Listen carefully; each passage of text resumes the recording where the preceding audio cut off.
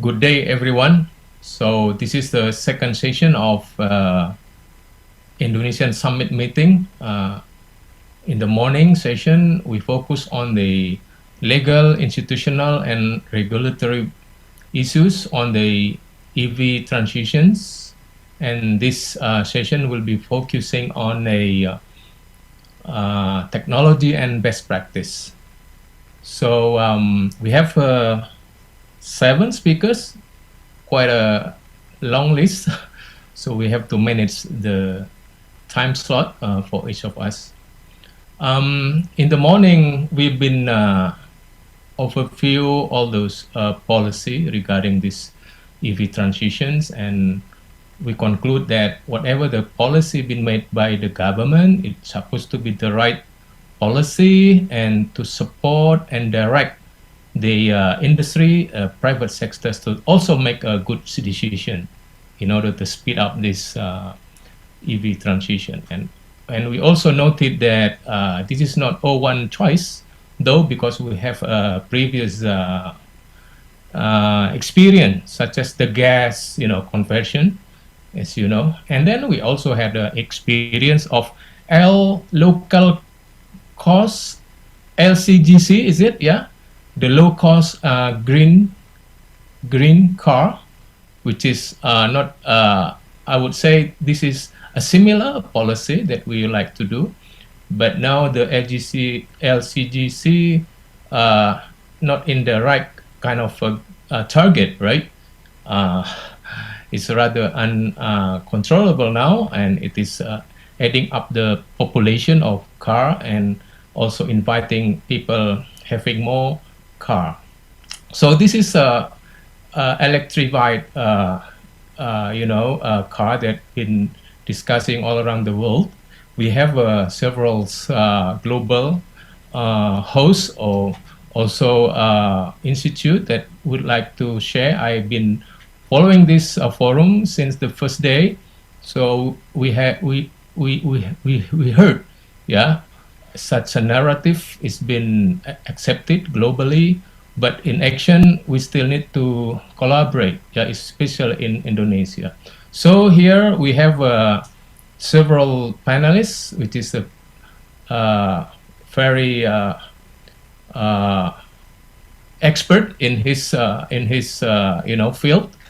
We have in Indonesian side Pak Hammam, right? Pak Hammam is there.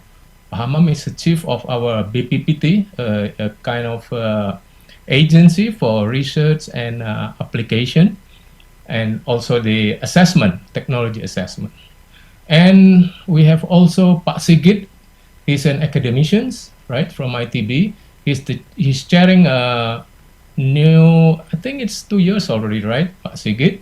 It's a new kind of central National Research Center. It's not belong to one institution. It's a National Research Center, which is coincidentally located in Bandung. I think without further ado, I think we'd better heard, because this is a best practice, right? And the technology assessment. I would say, Pak Hammam, you first could lead, right?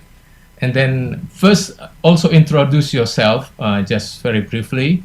I think we invite Pak Hammam, the first speaker, to lay down the, how we can go further on this particular, because everything is in the place now. I mean, policy, regulation, industries, state-owned enterprise, industries locally and also globally is really waiting how we can speed up this agenda, the EV transitions. Please, Pak Hammam. And after Pak Hammam, then I will invite Pak Sigit, because Pak Sigit would like to be leaving us. He got another parallel meeting. Sorry, Pak. No problem. Yeah. Really sorry. I will be the third or fourth speaker in this session. So you still? So should I start? Yeah, I think we'd better having because for narrative globally, for agency comparative studies from India, whatever. We know all the lot, but the main thing is how we can speed up here locally and how the policy that we've been discussing, especially the downstream issues, because BPPT is, we hope the role of BPPT is pushing to the, a kind of beyond, right, downstream kind of product. And we also noticed you had a new boss, so the new brain. So maybe you could also inform us how you're going to do about this EV in transition, especially for collaborative and interdisciplinary research sort of thing. Please, Pak Hammam. Okay, thank you, Harun Al-Rasyid, Professor Harun Al-Rasyid.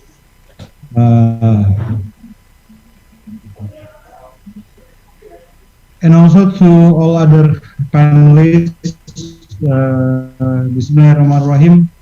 Assalamualaikum warahmatullahi wabarakatuh. Greetings, a very good afternoon to all of you,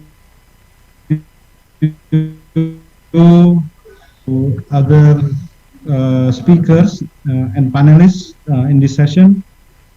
Especially, I have my colleague here from ITB, Pak Sigit, also from the International Energy Agency, Jacob Teter, Bert, Fabian, Zulfikar, Yurnaidi, Director of Mega Project, my good friend, Pak Ikhsan, Asaad, also from Wijaya Karya, and all of the distinguished ladies and gentlemen.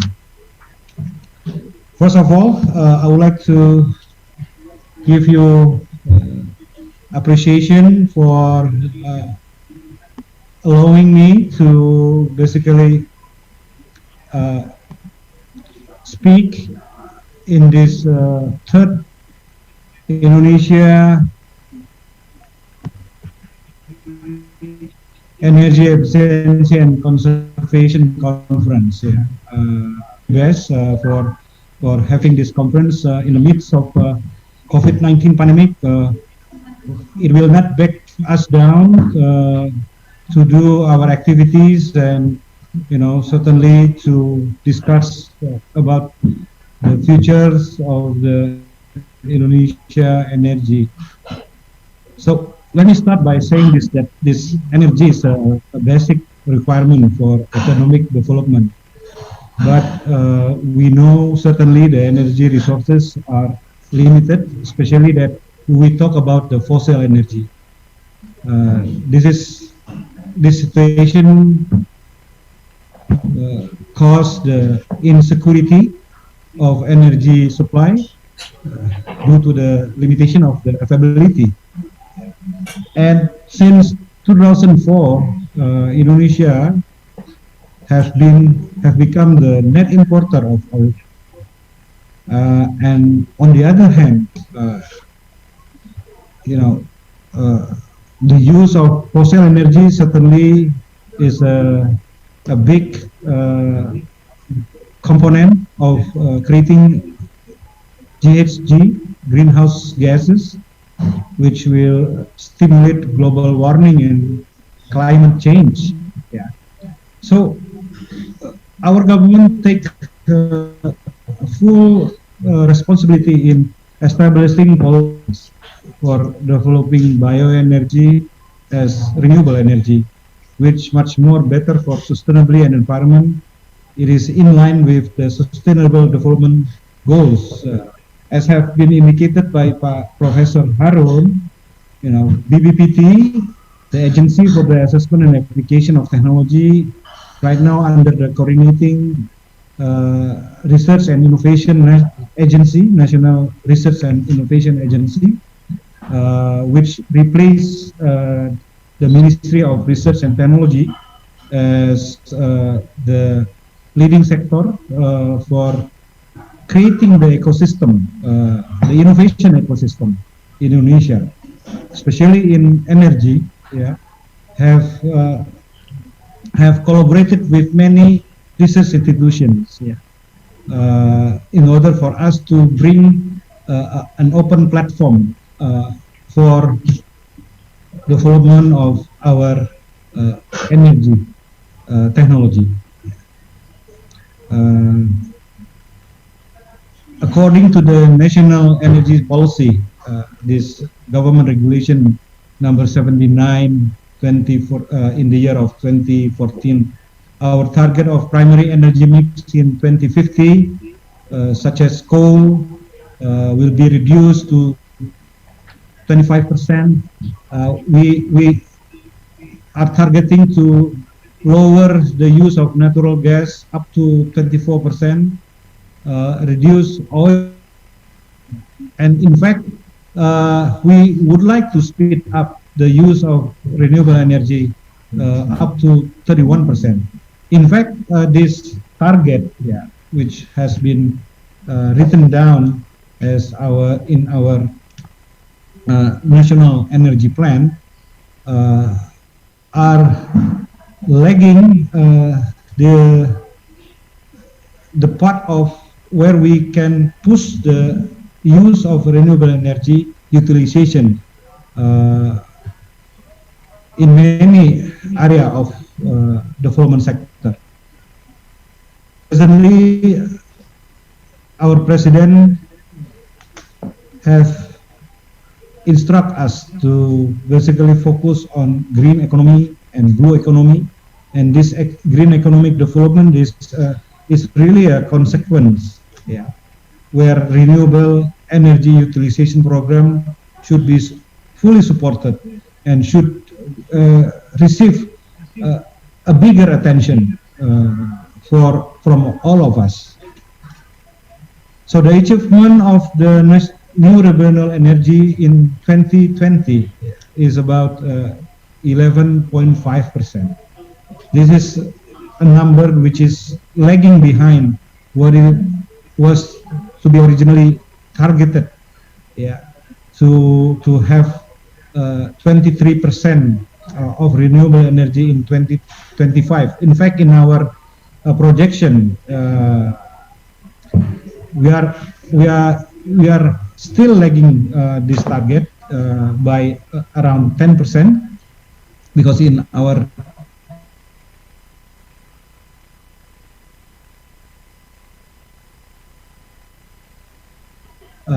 energy outlook, we calculated around 14.6% increase in 2025. Thus, we should be working even harder, bringing the technology, bringing all the capacity, and bring all the resources, and put a lot of emphasis on how each of our new renewable energy can be speed up and can be implemented in many of our development sector. Take, for example, hydrogen. Hydrogen holds the promise of a dream fuel of the future, with many social, economic, and environmental benefits. Hydrogen has a strategic importance in the pursuit of a low emission, environmentally friendly, clean, and sustainable energy system. Hydrogen can be applied in transportation, power generation, and industrial sector. And we see, from this site, this biohydrogen in transportation and in industry will be the killer application, of hydrogen.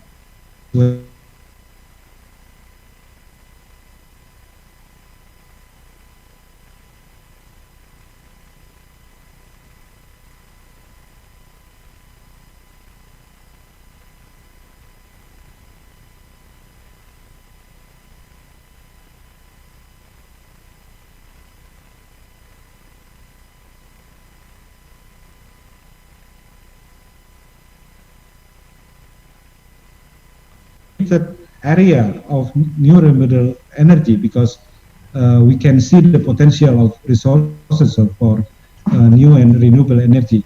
If you look into Indonesia itself, mini and micro hydro is the most utilized, but we have to push the utilization of other resources such as geothermal, biomass, solar power, and wind power. In fact, we are still looking ahead of implementing nuclear to Pak, actually catch agak hilang-hilang suaranya. the energy density, yeah, which related to the new and renewable energy. One of the strategic issues to increase the utilization of renewable energy is biomass. We can produce both electricity and fuel. Meanwhile, on the other resources such as solar, wind, geothermal, hydro wave power, and ocean thermal only deliver electricity. So we have to be fair and have really a good design thinking in order to catch all the potential resources of new renewable energy. In this next slide, we show you the block diagram, the development of the palm oil-based fuel. Yeah, from CPO we can produce biodiesel, green fuel, pure plant oil, and bioethanol. All these technology are being tested, engineered, designed, and implemented by our units in BPPT. Yeah. So from liquid waste, we can still produce biogas, biohydrogen, and bio-CNG. Yeah. Ladies and gentlemen, we are very most enthusiastic in implementation of biofuel. This relates to the endeavor of Indonesia, yeah, where we certainly know that one of our stronghold of palm oil plantation will be the use of biofuel. And in the previous blending mandate, it was 10% in 2020,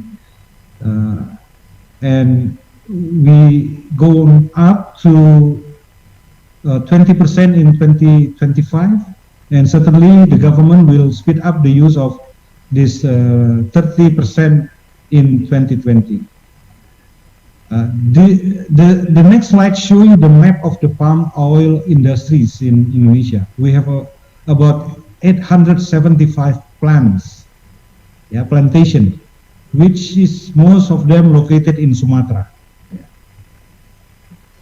The potency of the palm oil mill flume or POME is about 120 million ton that can be used to produce electricity of about 1.5 gigawatt, or a substitute of 2.6 million ton of LPG.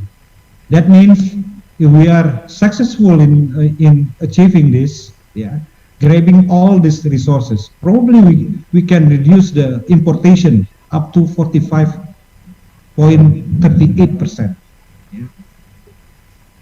And to support this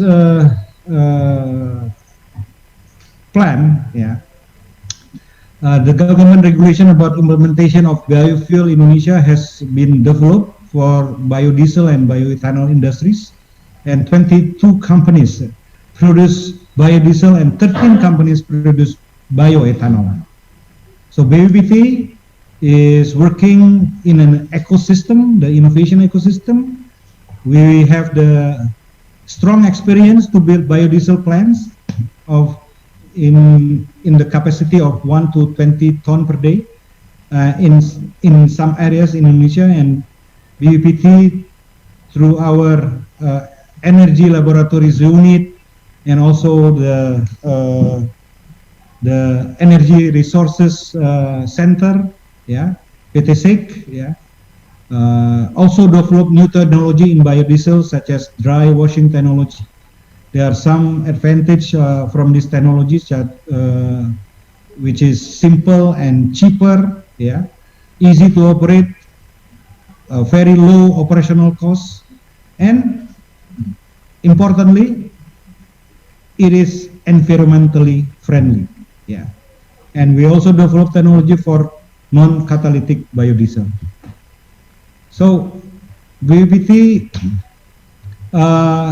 suggests, yeah, that to achieve the lowest price of biodiesel and increase the competitiveness of compared to fossil fuel, we need to prepare energy plantation of at least 12 million hectares, which is, I think, is most possible in Papua, certainly, yeah, other than gold and tin that we harvest from the land of Papua, West Papua, yeah.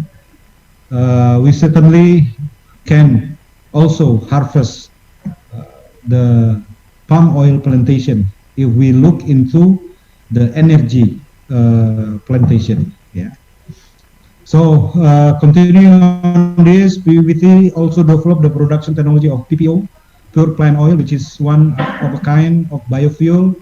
PPO can be utilized as fuels to substitute diesels, oil in power plant, and we also develop green petroleum such as green diesel and green gasoline. Green fuel products such as gasoline, diesel, and after and kerosene could be produced from liquid and biomass waste. Ladies and gentlemen, I think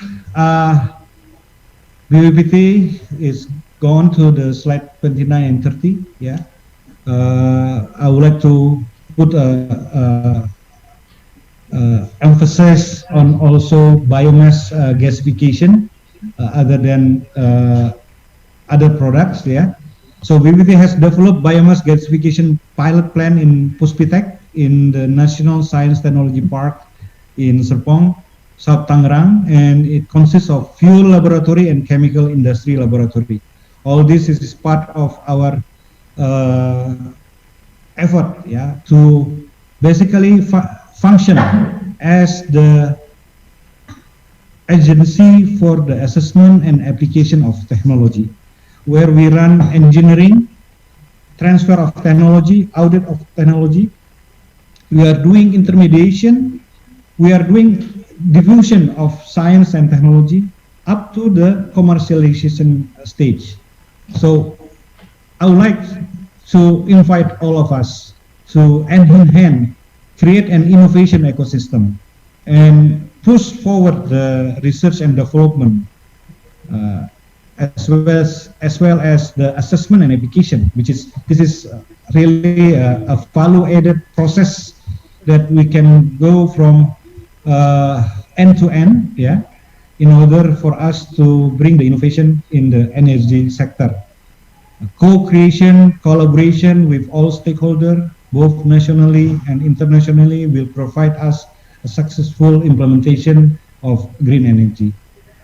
Thank you for your attention. Again, thank you for the time to be part in this very great conference and expert dialogue in technology and best practices. Pak Hammam, terima kasih. Assalamualaikum warahmatullahi wabarakatuh.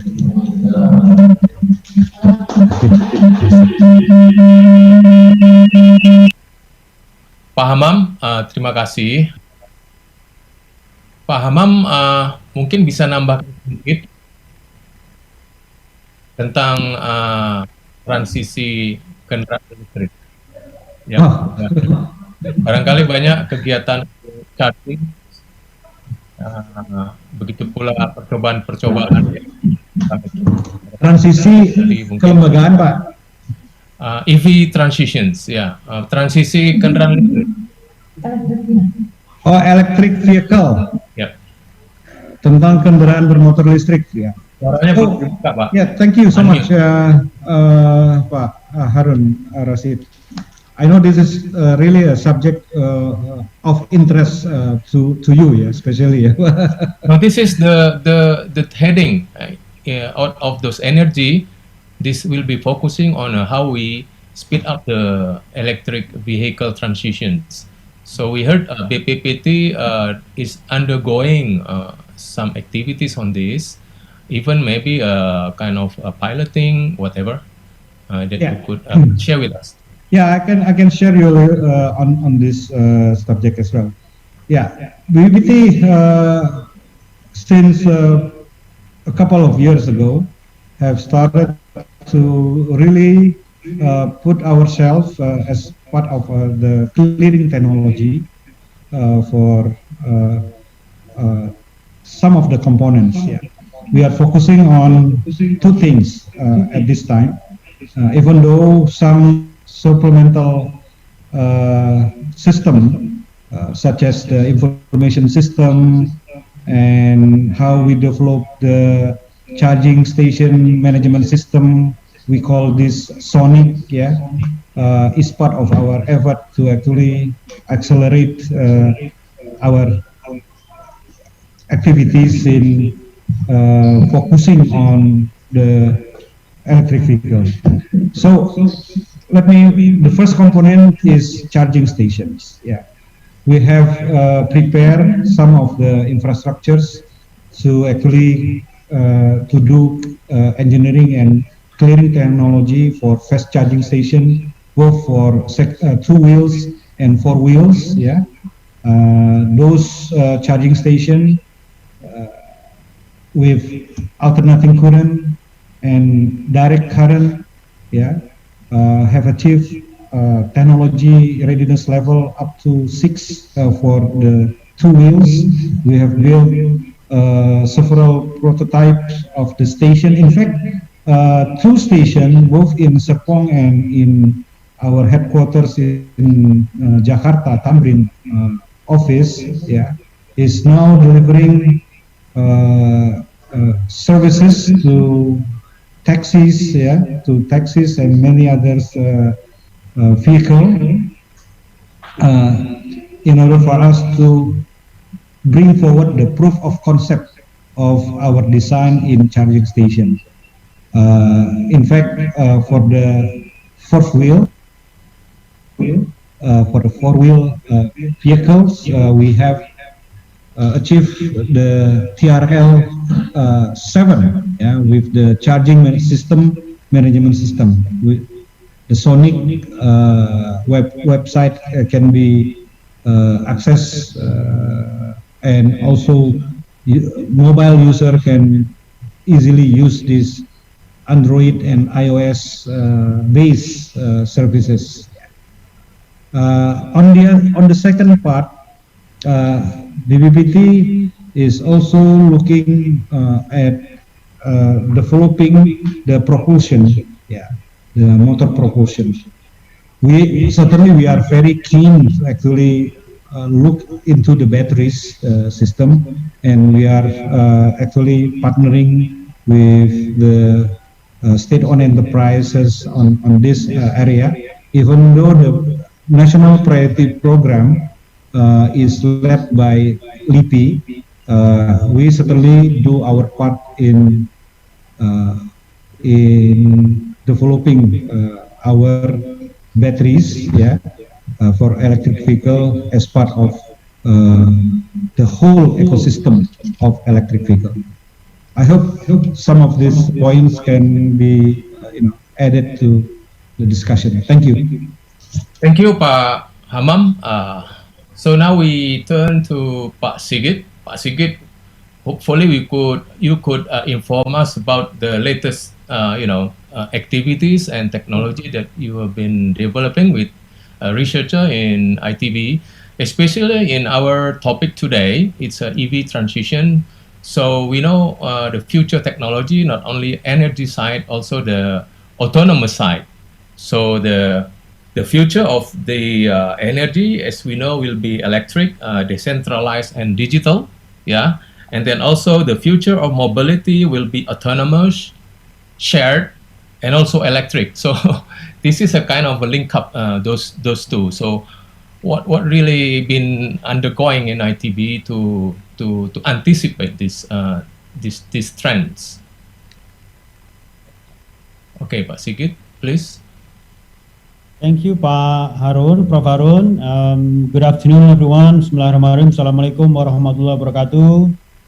I've seen my good friends, Pak Hammam, I think, and one day I met him in both same meeting in the morning and the afternoon. So I think it's we have such a specific, activities of quite similar within BPPT and ITB.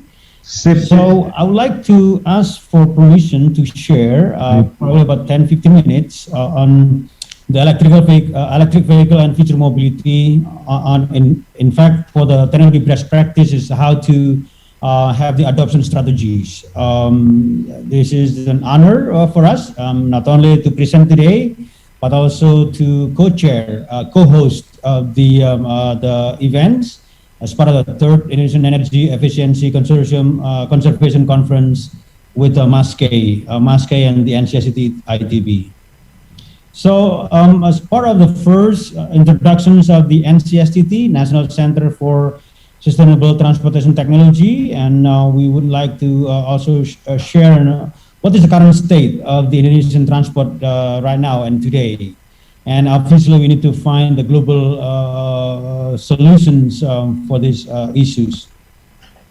So NCSTT is actually a multidisciplinary research centers. It was a national center sanctioned by the Ministry of Research and Technologies. Now is part of the Ministry of Education, Culture, and Ristek. It is part of what we call Pusat Unggulan Iptek, National Center of Excellence, NCE.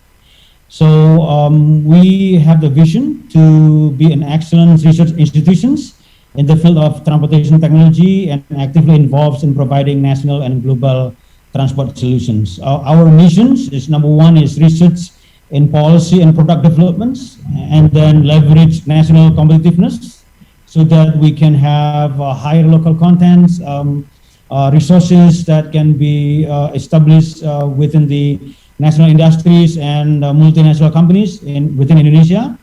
And then we have to disseminate the science, technology, and innovations. Within the ITB, we have about 8 school and faculties expert joining the centers. And then we also have the partners from other 12 universities in Indonesia and also about 6 worldwide partners. Our focus in the NCSTT is, the first one is obviously the transport technology and product developments.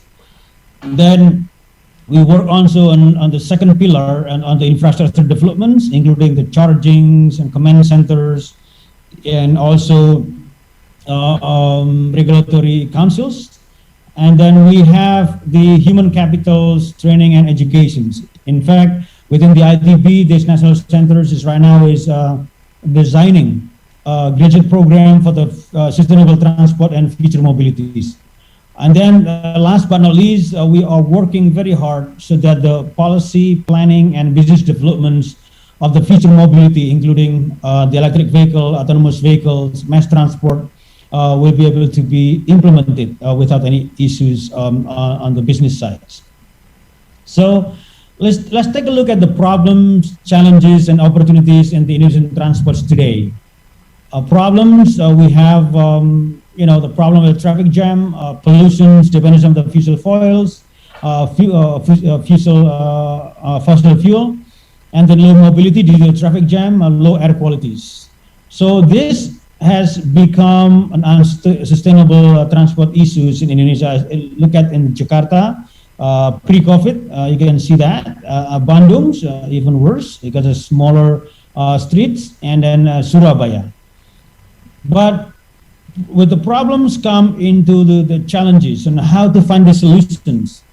The challenge is obviously, as we all know, by 2025, the regulations of the Clean Air Act is actually start to be in positions to be implemented, so that it will force a lot of automakers to make the fuel economy to meet the 56.5 mile per gallons in the US, and then in Europe they have the Euro 6, which are very, very tight emissions requirements that will need the technology solution to meet tighter regulations and obviously the cost. So in Indonesia, obviously the forum today is very good that we have the discussion today, the forums, so that we can talk about and discuss about the strategy, on the implementations of the electric vehicle as well as the accelerations. So the opportunities is obviously the automotive market in Indonesia as well as the transport expansion in the mass transport in Indonesia. This is such a golden opportunities, even though as we learned yesterday from the Gaikindo Secretary Generals that the 1.3, 1.4 millions Indonesian automotive markets has been shrinking due to the COVID to become like 500,000 to 60,000. But we are working to make sure that it will be spring back into the normal, new normals. So by 2030, the 4 millions market will be a future mobility market in Indonesia. And then the expansions of the railway mass transport from 4,000 kilometers currently into 12,000 kilometers by 2030 as part of the roadmap, the master plan for the mass transport in Indonesia. So the second issues is on the transport safety. This will come into the solutions later on when we talk about the electric vehicles and the autonomous vehicles. If you look into the fatalities of the traffic in Indonesia compared to the US and Europe, remember the number of the vehicle in Indonesia is actually about 120 millions. About 83% of them is actually motorcycle, and remaining is actually car, bus, and trucks. While in Europe and US, they have about 250, 275 millions vehicle alone without the motorcycles. If you look into the number of the fatalities in 2001, the fatalities in Europe is about 56,000 per year. While right now, 2019 is actually 2 years ago, it's about half of it, about 27,000. And at the same time, Indonesia actually climbing up from about 9,000 in 2001 to become right now is 29,000 per year. So the global regulations in Europe and the US has been able to curb the fatality rates. So what about in Indonesia? So that's another story that we will discuss in later presentations. So with that, NCSDT actually committed together with BPPT, with other universities. We have a global collaborations with the industry and universities. So we're expanding almost every year to find the solutions. So that's the introduction. The second part is the solution. What are the solutions?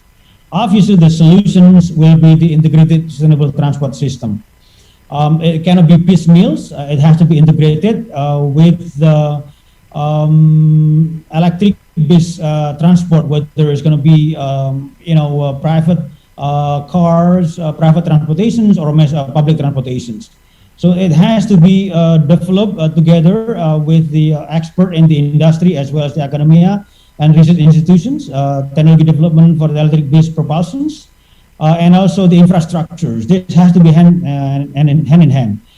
This has to be supported also for the availability of the energies, electrical energies, fuel cells, geothermals, the nuclear STGR, high temperature grid reactors, power plant. It has to be coming into play. Otherwise, if we electrifies all of the public transport, we may not have enough, or we may not have a sufficient energy sources. So this has to be supported by the transport authority, government policy, and monitoring enforcement of the implementations. So come into the future mobility as part of the solutions. The first one is, as we know it today, and it will be springing up into the upward trajectory. It will be the electric vehicles. There is some stopgap solutions because of the availability of the charging stations. People are using the range extender, so extended range electric vehicle, the ERAV technologies. This is probably the stopgap measures.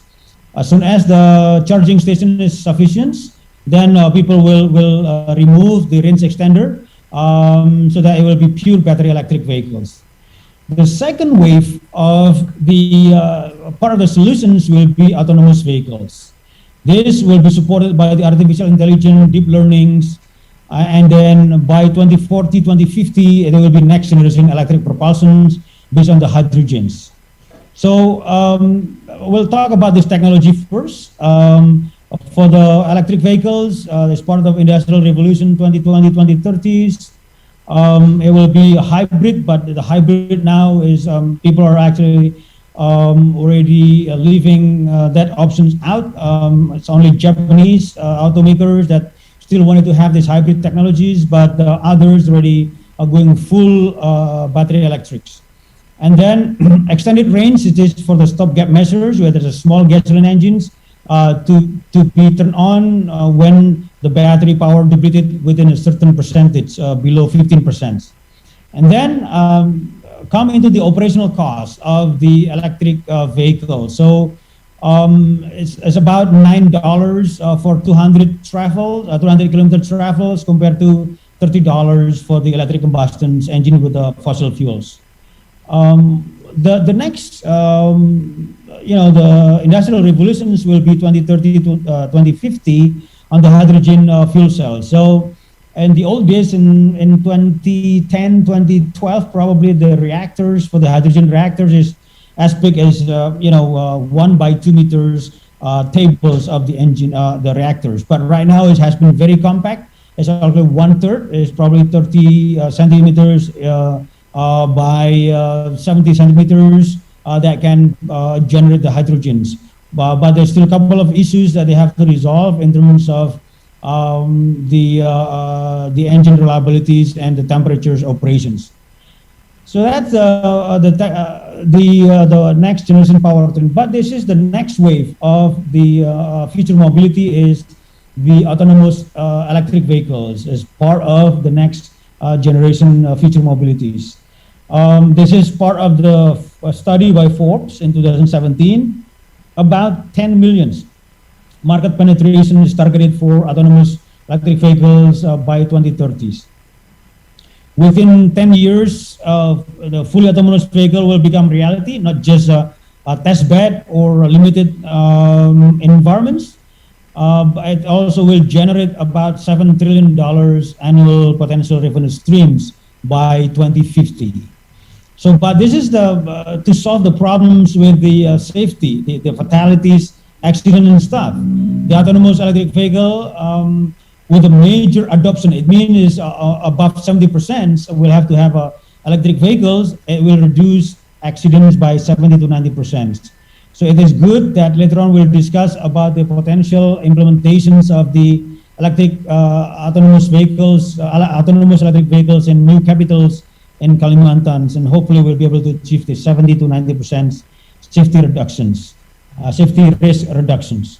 So let's talk about the implementations of the EV and autonomous electric vehicle technologies. We'll talk about the first one is population forecast in Indonesia. So if you look into the 2020 until 2035, the very bottom here is the populations of the electric, the internal combustion engines, the motor bakar. And then plugging hybrid electric vehicles is actually in the middles. And then as you can see here, the growth of the electric vehicle, battery electric vehicles is actually going up. If you look into the populations in Indonesia, we use the agent-based modeling, our centers together with our partner in the School of Business Management and School of the Faculty of Civil and Environmental Engineering. We look into the aggressive scenarios of electric vehicles by 2035 is about 500,000 cumulatively in Indonesia.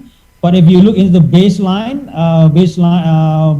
scenario is probably about 310, 320, and moderate it will be optimistic scenario will be about 400,000.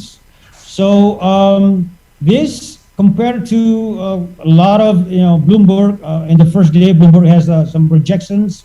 PLN has also projection for battery electric plus the battery electric and plug-in hybrid. This is the top one.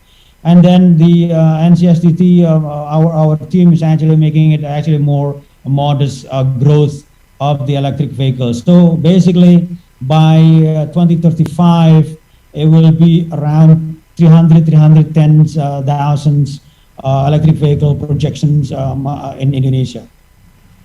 Well, with that come into the infrastructures charging. We're using the rule of thumb, the development in China and Europe as well as in US, about 10-to-1 ratio of the electric vehicle to the charging stations.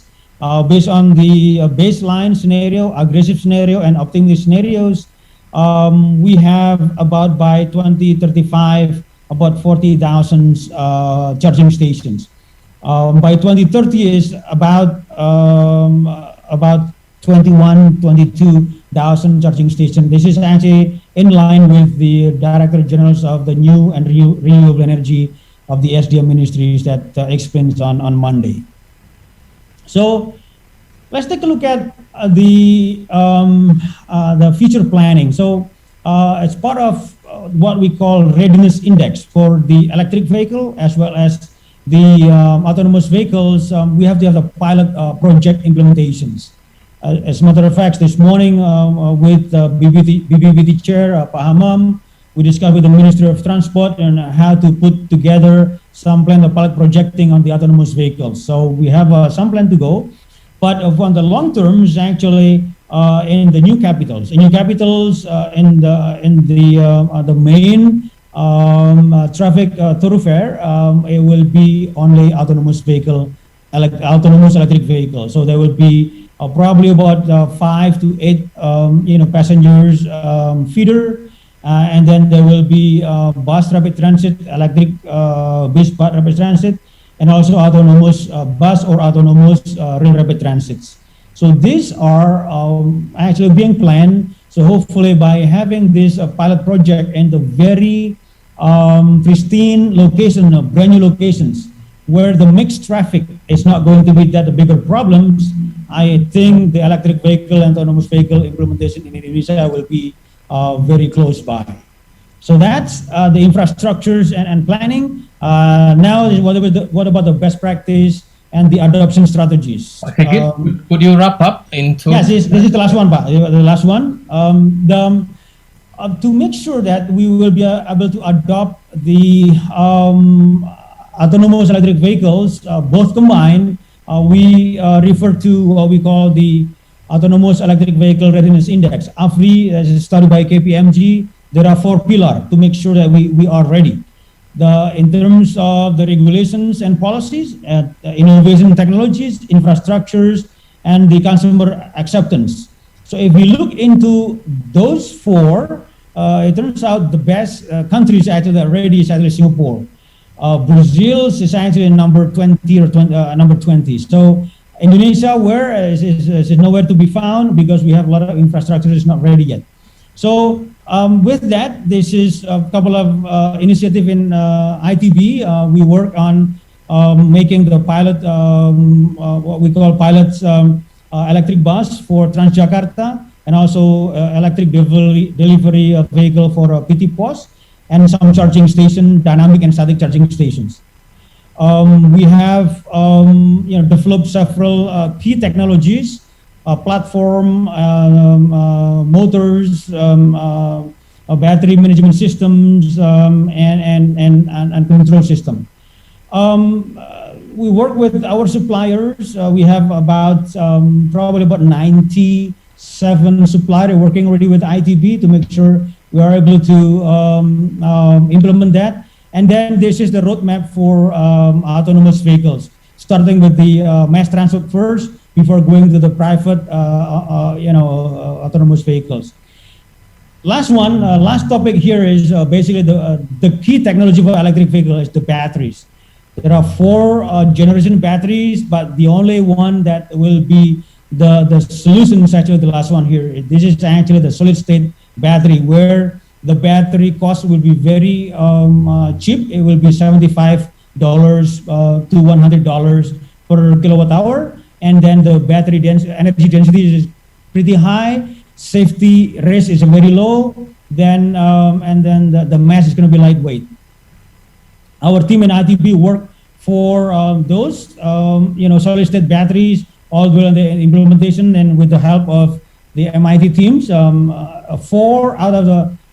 out of 4 battery patents actually is owned by the MIT, except the second battery patent that we just saw before.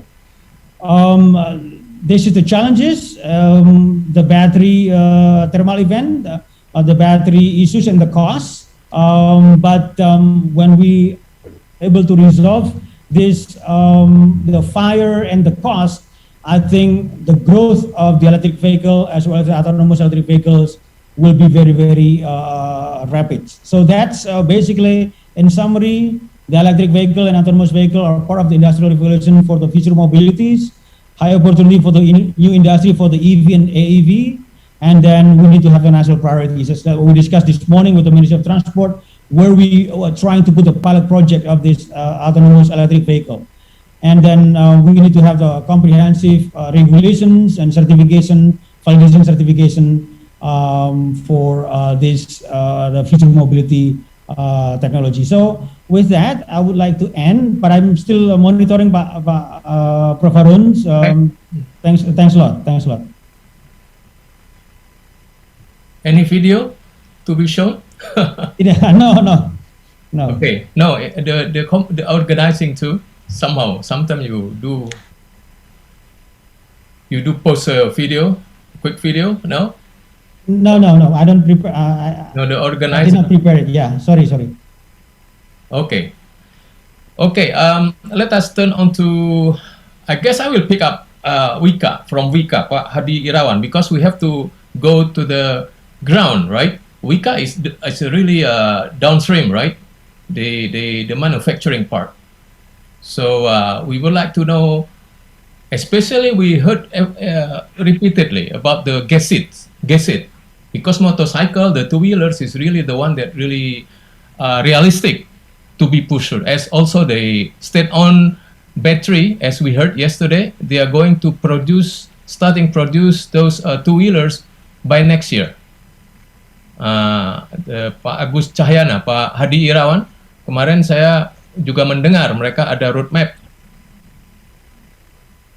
Yeah, so Pak Hadi, maybe we would like to hear from you what really Wika, especially the two-wheelers going on, as many order already been made few years ago, but we haven't really see what really happened. Then what else you are doing in Wika to speed up this EV transitions? Please, Pak Hadi. Thank you, Pak. Yeah. Moderator. Interesting, yeah. Actually, this electric two-wheelers vehicle is one of my slide later on, but I would like to give brief explanation regarding these issues. That we are manufacturing locally electric vehicle motorcycle in our subsidiaries, and it is now ongoing, Pak, production for more than 50,000 units target for this year. Frankly speaking, it is already certified by independent surveyor that our local content is more than 40%. You're right, we have been producing this electric vehicle, might be. Do you have a slide to share with us? Oh yeah, if you haven't really put it on. Do I have? Oh yeah, okay.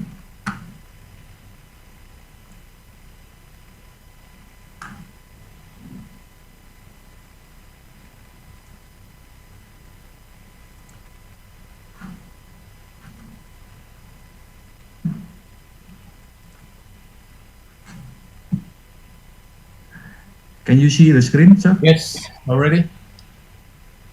So this is Gesit, Pak, our intention collaboration with ITS, yeah, and it is produced at our subsidiary and the grandson of subsidiary, which is now more than 46% local content, and 162 components is locally production. It is 85% mostly. So if you can see here, mostly the part is locally production. This is quite promising to be for local industry, that it could be encourage the other manufacturer to procure or to product this kind of things. Also, we have cooperation with BPPT as well and ITS. So this one is the productor, Bima. This is the Gesit Tier 1 suppliers, which is mostly local.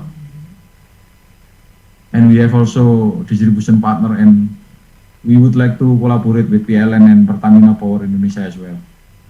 So what is Vika contribution in battery industry development? As you can see here, Pak, that upstream we are doing collaboration with mining companies like Antam, Vale, and other mineral company which is under Energy and Resources Mineral Ministry. And we have been doing also ferronickel smelter, chemical grade alumina smelting as well. Now we are approaching for copper and gold smelting, which is done by Vika Holding and subsidiaries. And the downstream, as per you said, Pak, we have our own product that with Vika battery Gesit. The type is lithium NMC cells.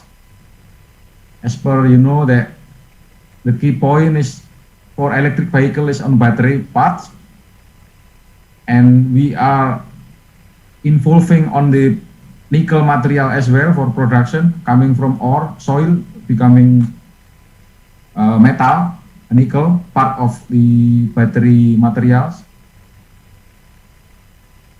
So we are doing as well now, planning to make a HPAL, hydrometallurgy acid leaching, to produce nickel sulfate, cobalt sulfate, etc., to be an alternative for battery materials, which is still on basic engineering design phase. So this was our experience project on smelting of ferronickel, which is the final product is ferro and nickel. The owner is Antam. So we have been categorized as well, according to Boston Consulting Group, to be champion and leader in mining industry on state-owned enterprise ministry. So I think that is our contribution in battery and electric vehicle in Indonesia, Pak Harun. Oke, Pak Hadi Irawan, thank you. Mungkin Pak Hadi Irawan bisa share. Ya, Pak Hadi Irawan bisa share tentang tadi pertanyaan saya, sepeda motor, two wheeler. Udah seberapa bisa dibeli? Artinya apakah sudah dijual di toko? Karena kemungkinan harganya dengan IT barangkali lebih comparable dibandingkan dengan mobil ya. Jadi ini kemungkinan besar bisa dijual di pasar, kemungkinan. Tapi saya belum melihat ada sejumlah kendaraan gesit berlalu lalang di kota-kota di Indonesia. Sesungguhnya apalagi yang kurang dalam komersialisasi ataupun barangkali menarik. Kemudian juga tentunya semuanya akan kembali kepada pembeli atau kepada masyarakat. Apakah mau mengganti ICE motor, termasuk mobil, maka mau mengganti ICE menggunakan elektrik. Nah, saya nggak tahu ini di sini ada hadir 55 orang. Saya nggak tahu apakah bapak-bapak, ibu-ibu sudah memiliki ataupun sudah menggunakan baik itu sepeda listrik, sepeda motor listrik, maupun mobil listrik. Dan sekali juga menjual ya. Nah, ini pertanyaan. Jadi tidak segampang yang kita bayangkan karena banyak faktor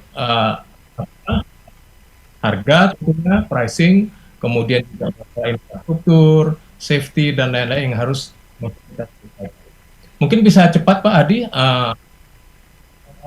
kira-kira permasalahannya, karena ini cukup lama kita mendengar menjadi flagship bagi Riza juga, oleh teman-teman dari kampus, dari Surabaya, cukup lama, udah ada online, saya termasuk yang order online. Ini gimana nih, saya mau punya gimana Pak?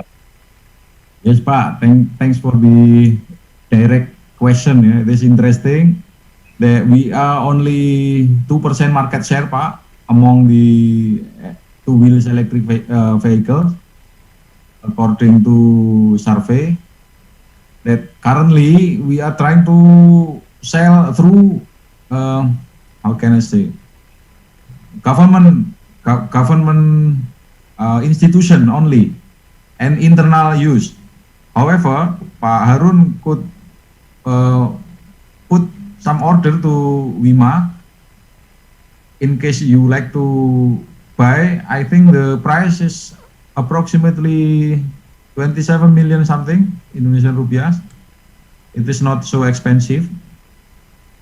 I think it is quite worth it because you do not need to buy Pertamax or Pertalite, yeah, only to plug your electricity on the plug-in. You're right, Pak. We have been discussing with our another seller partner, which is ongoing discussion. And frankly speaking, last year we have been got very high pressure from Gaikindo, Pak. That let's say something like this. Can you please wait for your commercial Indonesia, Pak? Kalau ini biar cepat, nggak apa-apa. Nanti ada penerjemah. Ya Pak, mungkin regulasinya yang perlu didukung Pak, environmentalnya juga perlu didukung mengenai plug-in charging in everywhere place ya. Karena untuk merek lain belum ready Pak. Jadi kita diminta menunggu yang lain ready dulu, kira-kira gitu Pak. Bagaimana tentang plate number? Apakah memang sudah legal di polisi? Apakah nanti kalau saya beli ini dianggap kendaraan yang masih ilegal? Apa udah legal? Sudah legal Pak, hanya memang perlu proses lebih detail karena item nomenklatur elektrik ini belum semua terdaftar di Pak. Fine. Terima kasih Pak Hadi Irawan udah sharing the latest ya downstreaming of these two wheelers. Hopefully we also hook on the four wheelers and every upstream, midstream, also downstream of this transition in this. Sekali lagi terima kasih. Kayaknya sekarang kita beralih ke para speaker yang dari luar nih. Bapak-bapak, ibu-ibu, semuanya bapak-bapak ya, yang dari regional, dari IEA, dari UNEP, dari ASEAN. So you heard from Pak Hammam, you already heard from Maskeei from academic university research side, and then you heard one from a sample from Wika. They are, undergoing manufacturing. What we are talking about this session. So I would like to invite first from IAA, Mr. Jacob Teter. So please prepare. Jacob is lead international energy agency team on the transport analysis, the energy technology and policy vision. So I think the attendance, I mean, we already heard some IEA perspective, and you just put your new white paper, right? So we noticed that already. So how you gonna say something on this technology and best practice to speed up, especially in Indonesian market, as you already heard. Many complaints, right? Uh, Yesterday and also the first day, they say that the policy consistency. So the policy inconsistency is still our problem, right? So this is the repeatedly been said yesterday. Yeah. So please, maybe we could start with Jacob. Please also introduce the recent activity very briefly before you do your talk. Great. Thank you, Harun. And can you hear me? No, not Is yet. it working? No, not yet. You still mute your. I think. Take your time, no problem. We still have a time. Not yet.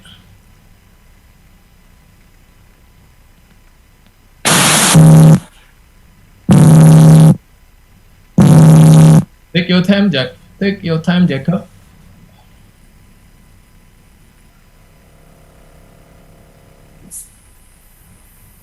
Hello.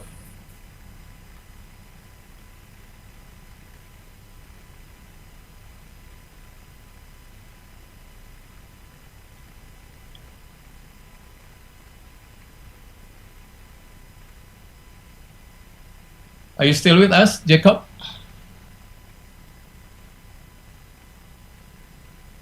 All right. I think we put Jacob next to our next speaker, right? If maybe he got a technical problem a bit. So. Any better now? Okay. We can hear you now, Jacob. Sorry about that. I had my Bluetooth no problem on. Sometimes the audio doesn't work. Time is quite okay. No problem. Go ahead. We have these technical challenges. No, sometimes we did like that. No problems. I'm glad it works. This is great. So first, thanks for inviting me. As was the case in 2018 when I had the chance to come to an energy efficiency training week in Jakarta.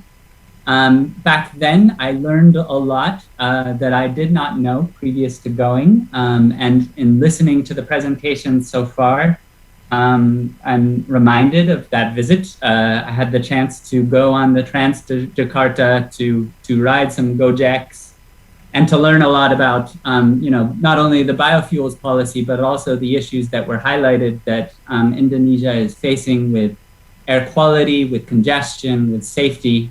And I find it very promising and very heartening that this National Center for Sustainable Transport Technology has not only been set up, but seems to me to be focusing very holistically on the problems that Indonesia is facing and the opportunities that it has ahead of it in mobility as a whole. I have here a presentation coming from the Global Electric Vehicle Outlook 2021, kind of a selection of some of the results of that report. And I mean, in light of the fact that I am not an expert on Indonesia's mobility policy and energy policy by any means, and despite the fact that I've learned quite a bit about many countries' energy and transport policies, I thought my role here could be to kind of share our latest view on the electric vehicle market, on the policy and technology drivers that have led to increasing market shares of electric vehicles, and to focus, of course, not just on cars, but on two, three-wheelers and the electrification of 2, 3-wheelers. And we heard this great presentation from Wika about local production of electric mopeds and motorbikes, and presumably also e-bikes, and of transit buses. And I think that this integration of a multimodal and seamless mobility system, especially in Indonesian cities, coupled with increasing levels of autonomy. And I think that, of course, you're right to focus first on public transport, because they're the kind of operational domains, the parameters, the simplicity, the relative tractability of moving to autonomous vehicles makes it much more kind of feasible in the nearer term than private cars. So I wanted to just kind of share some of the work that the IEA Secretariat has been doing. Are you able to see my screen? Not yet though. Okay, I will try to share it.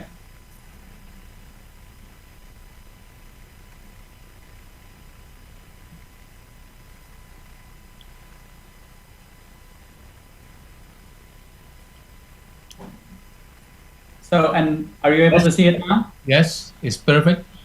Great. So I might skip some of these slides in the interest of time, but I'll do a short focused presentation on some of the findings from the latest global EV outlook, and take the opportunity to draw some broader policy lessons about the opportunities that we see EVs as presenting to reduce local pollutant and CO2 emissions.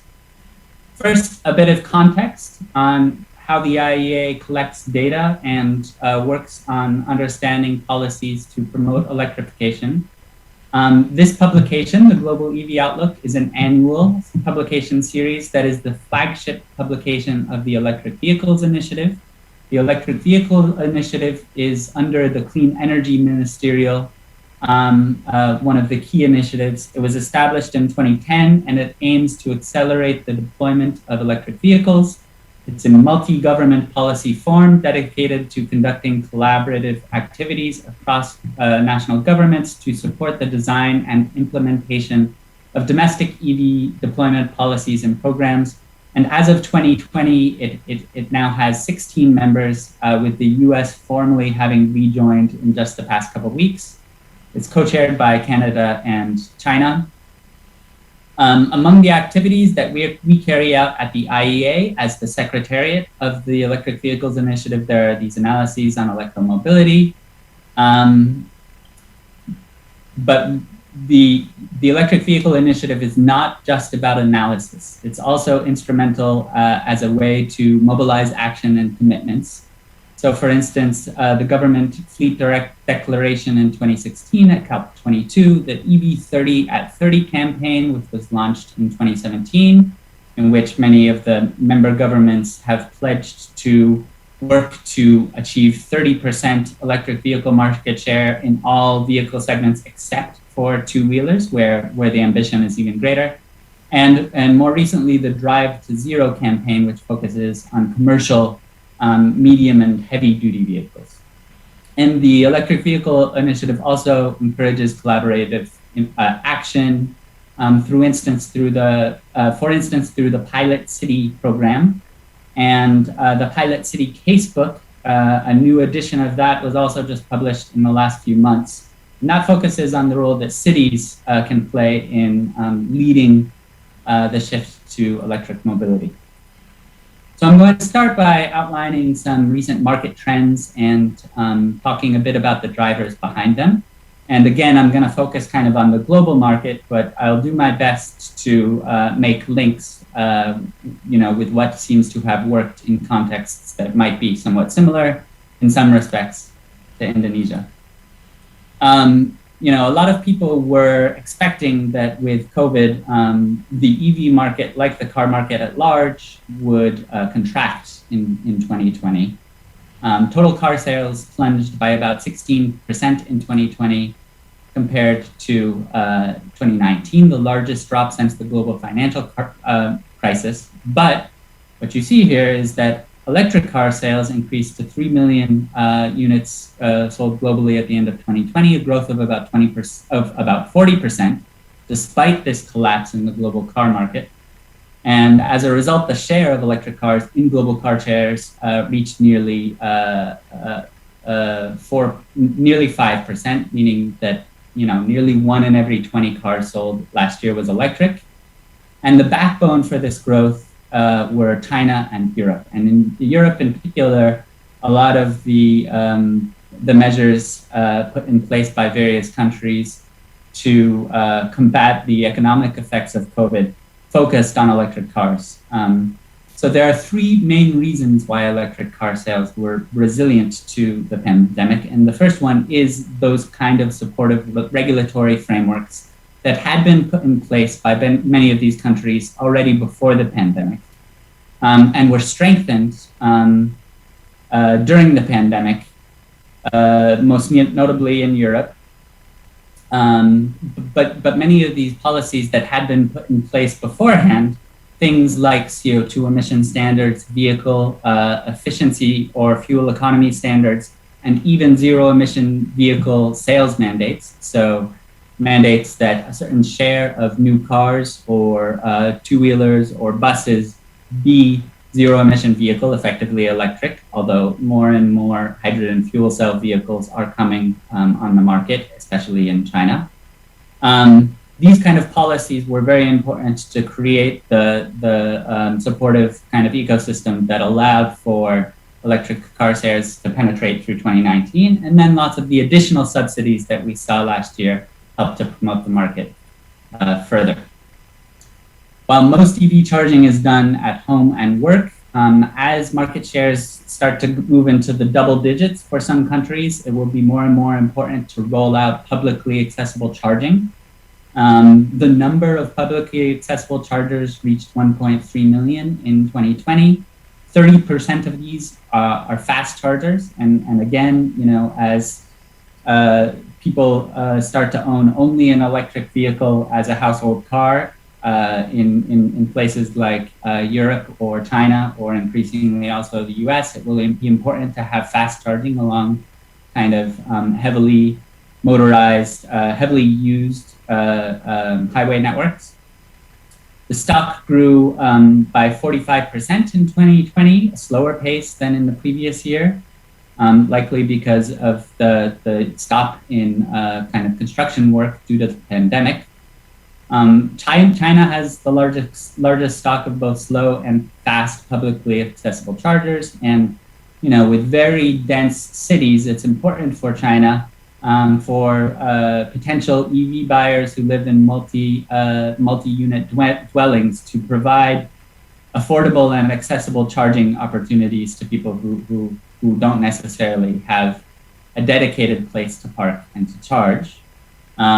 This is one lesson that I think is important, not just for charging of electric cars, but to offer public charging for electric bikes, and to make sure that charging the infrastructure deployment for buses in cities is done in a coherent and strategic way, where the charging infrastructure can eventually be used not only by public buses, but also by private vehicles. So what I'm showing here is, for the first time, we've put online all the data, all the historical data, you know, EV charger sales shares, stock, for all of the vehicle modes. For some reason that I don't understand, to be honest, two-wheelers are not in there yet, but we have the historical data and the projections according to the stated policy scenario steps and the sustainable development scenario, the SDS, which is a Paris compliant scenario. And I welcome you to take a look at that tool. Now I'm trying to get to the next slide. No, there we go. That tool is publicly available online. It's called the EV Data Explorer.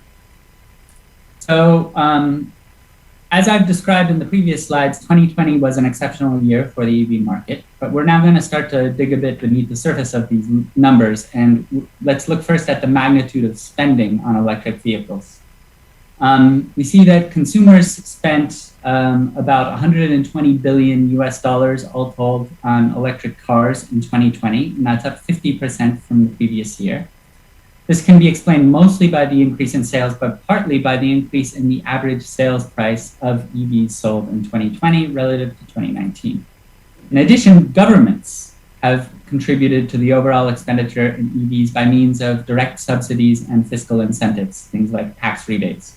In fact, national government spending attained an estimated $14 billion US, up 25% from 2019. However, spending has decreased in China and the US and the USA, but this has been more than compensated by expenditure from governments in Europe. But when we look at the share of government spending over the total expenditure on electric vehicles, we see that the long-term trend of this decreasing public expenditure has continued in 2020 and now stands at around 10%.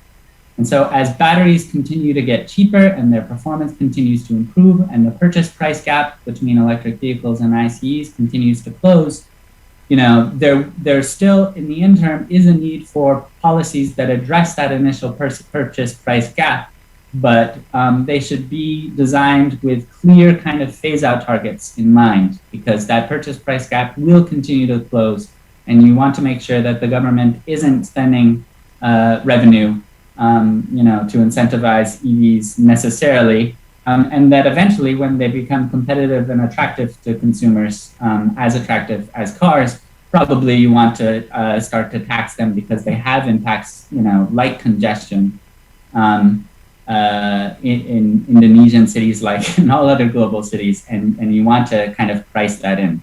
And I think that, you know, again, it's very promising that this transport center that's been set up takes such a comprehensive and multimodal view and does have congestion and the problems of congestion at the center of its focus.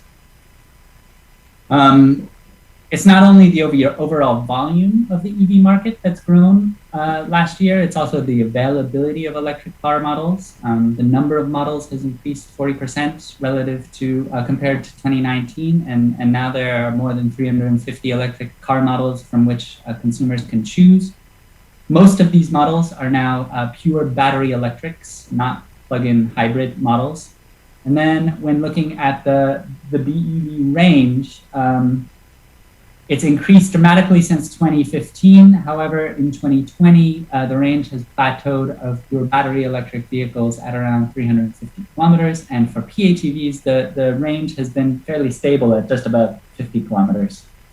When we look at the disaggregation by model segment of availability, the first thing to say is that there are significant differences across regions. In China, there are around 200 models available.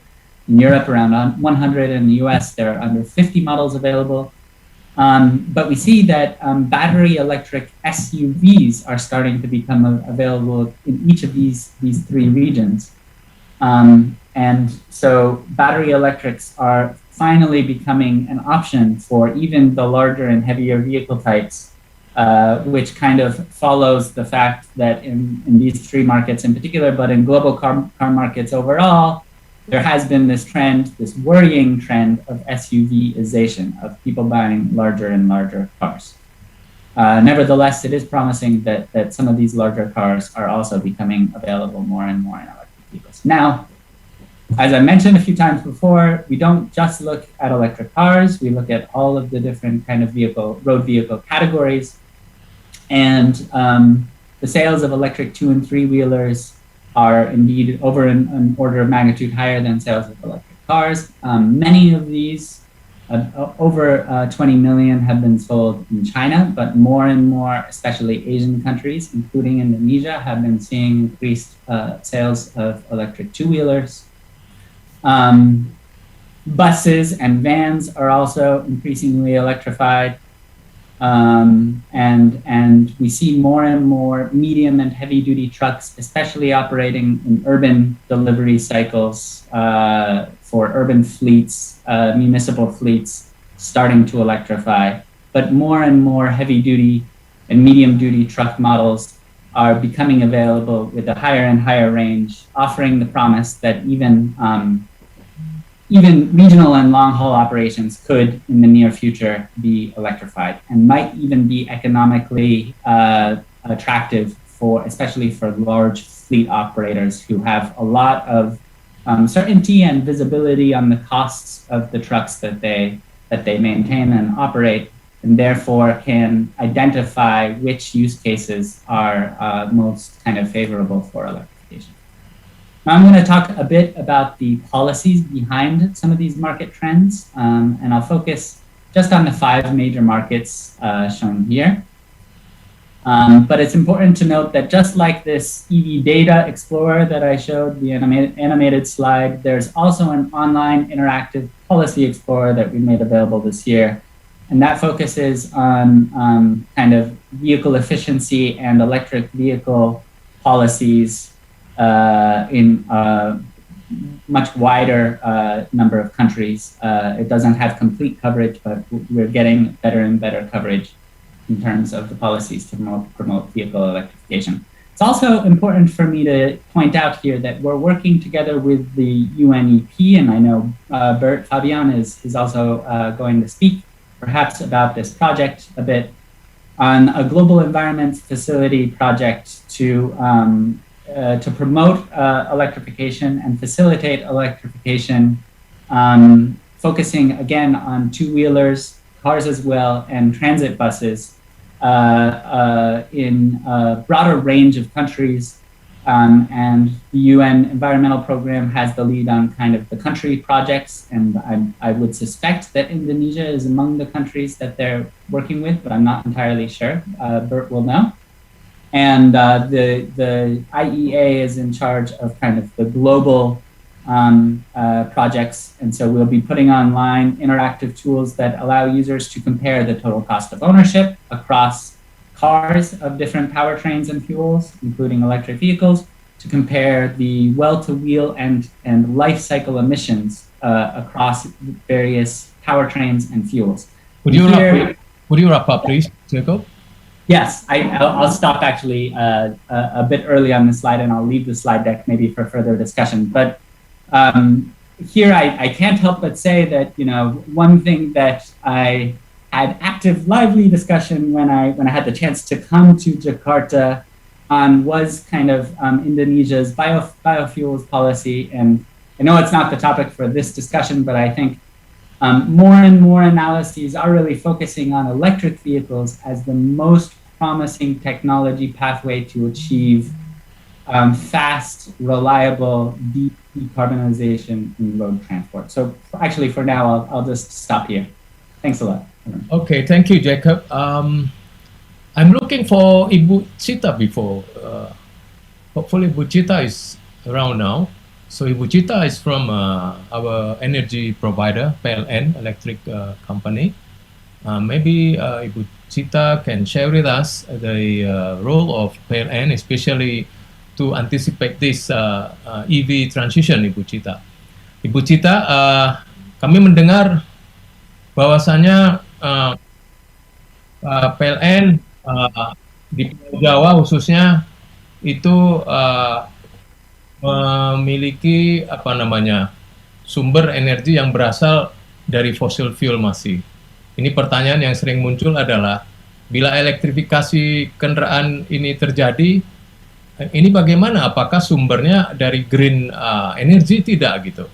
Mungkin barangkali bisa di-highlight. Silakan Bu Cita, mungkin 10 menit untuk sharing juga apa-apa yang terakhir dilaksanakan di divisi di PLN yang Ibu pimpin. Dalam hal ini, Ibu hari ini mewakili direktur ya, Mega Project. Silakan Bu Cita.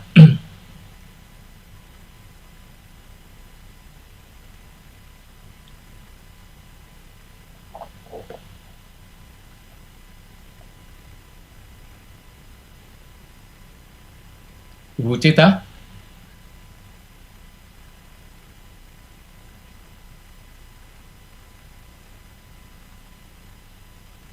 Ibu Cita apa masih berada di ruangan? Hello? Ibu Cita, are you with us?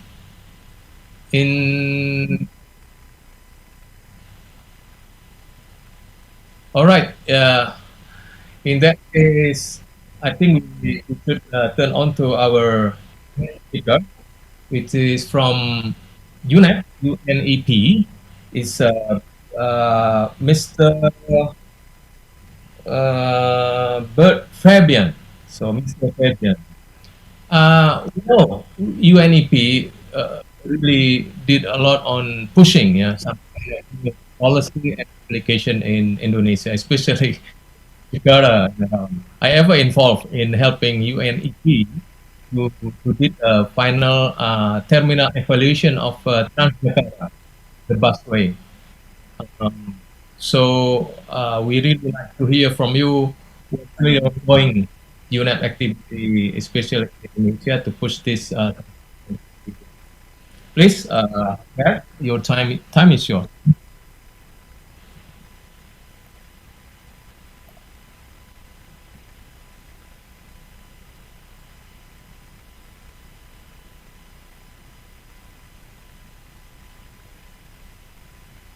Can you unmute? Maybe we haven't really hear you.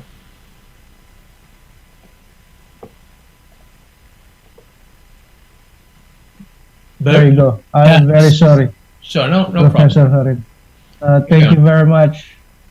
Let me try to put this on presentation again. I was saying thank you to the organizers definitely for inviting us to be part of this session. Maskeei and also the Indonesia Transport Energy Efficiency Society and the National Center for Sustainable Transport Technology of ITB. UNEP is working on e-mobility. You have a few slides. I will not go into detail into these slides, but maybe just to highlight a few points. First and foremost, maybe for those especially who are not aware, we in UNEP are undertaking these activities promoting sustainable transport, low emissions, low carbon, because of these problems that we have. And we are calling it this triple crisis, or three planetary crises on climate change, biodiversity loss, and pollution, which impacts many things for us. Air pollution problem, other things. And I don't need to highlight this. This is very important these days in Jakarta as well, many other cities in the region. This slide was just showing that the transport contribution to CO2 emissions, which is going to grow, and that growth will primarily come from the non-OECD countries or the developing countries, including our countries here in the region.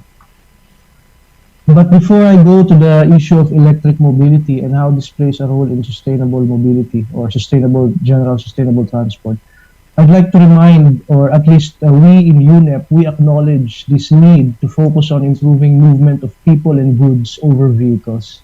I always try to put this slide to put this electric mobility into a context that we are not just focusing on the technology itself, but we're trying to put electric mobility into the whole issue of sustainable transportation, including these concepts of avoid, shift, improve, importance of planning, public transport, cycling and walking. These are all interrelated and should be done at the same time. I thought Jacob was going to show this slide. I had included this from previous presentations, and I thought it will be of the interest in Indonesia as well to see, just to know that definitely the growth of 2 and 3 wheelers, electric 2 and 3 wheelers will be there. We have known it for quite some time now because as we know in the world, Asia has the most number of motorcycles. India, China, and definitely Southeast Asia, and Indonesia is one of the leading, if not the leading country in terms of the numbers. But in terms of the electric 2 and 3 wheelers, I have some numbers here. China, the most number are in China. You have India as well. And in Southeast Asia, we don't have the most comprehensive information now, but you can see that Vietnam has 1.3 million already. Electric two-wheelers, and the production I think now is reaching up to 500,000 units per year, and other countries are having similar production and use targets, which I can go on a bit in the later slides. Our program in UNEP focuses on the 2 and 3 wheelers, the transit, the buses, and the light duty vehicles. And we think that for us, especially that we are supporting low and middle income countries, this should be the focus and not entirely only on the electric cars issues. Jacob also mentioned the global program. UNEP is implementing several of these programs, and the biggest will be, or is now, because this GEF7 Global Electric Mobility Program has recently been approved, and this will be implemented together with IEA, supported by the Global Environment Facility. It is coordinated with other UN agencies, and they are part of it, like UNDP, UNIDO, ADB. The banks are also involved. And yes, Indonesia is part of this GEF7 electric mobility program. This project in Indonesia is led by UNDP. It is not yet approved, but this project in Indonesia will also be approved soon, maybe in the next 4 months. There will be a focus on the buses, but there will also be a focus on the 2 and 3 wheelers. So definitely something to look out for. We have in UNEP talking about best practices and technologies through one of our projects, the Global Fuel Economy Initiative, where IEA is also part of. One of the things that we were looking at, and always, maybe this is the starting point, understanding our fleet. So in all these activities or country projects that we have, we are undertaking baseline studies. What kind of cars are coming in? What kind of motorcycles are coming in? And as such, we can help the country or countries develop policies that looks at putting in place CO2-based excise tax policies, for example, or other type of policies that can influence adoption of more efficient vehicles, and in this context also support electric vehicles. And the impact of such projects can be very high. Sri Lanka, relatively poor to middle income country, but because of this high excise taxes that they have put in place for vehicle and for gasoline and diesel vehicles, which is up to 350% for diesel vehicles, they were able, for such a small country and low GDP per capita, influence the influx of hybrid vehicles and electric vehicles. And these are second-hand imported when they started electric vehicles primarily coming from Japan. And at that time, just to point out, they didn't have a huge charging network. But in a way, you can say it's chicken and egg.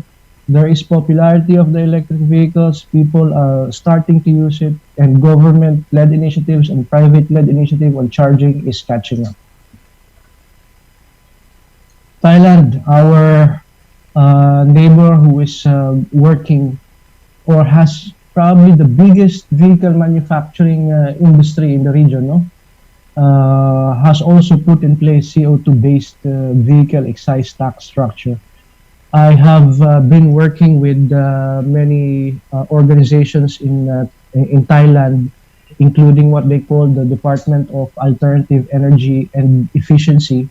And at that time, maybe 7 years ago, through the GFEI activities, they have started to put in place this kind of activities. And before I go to the next slide, Thailand has also put in place an eco sticker.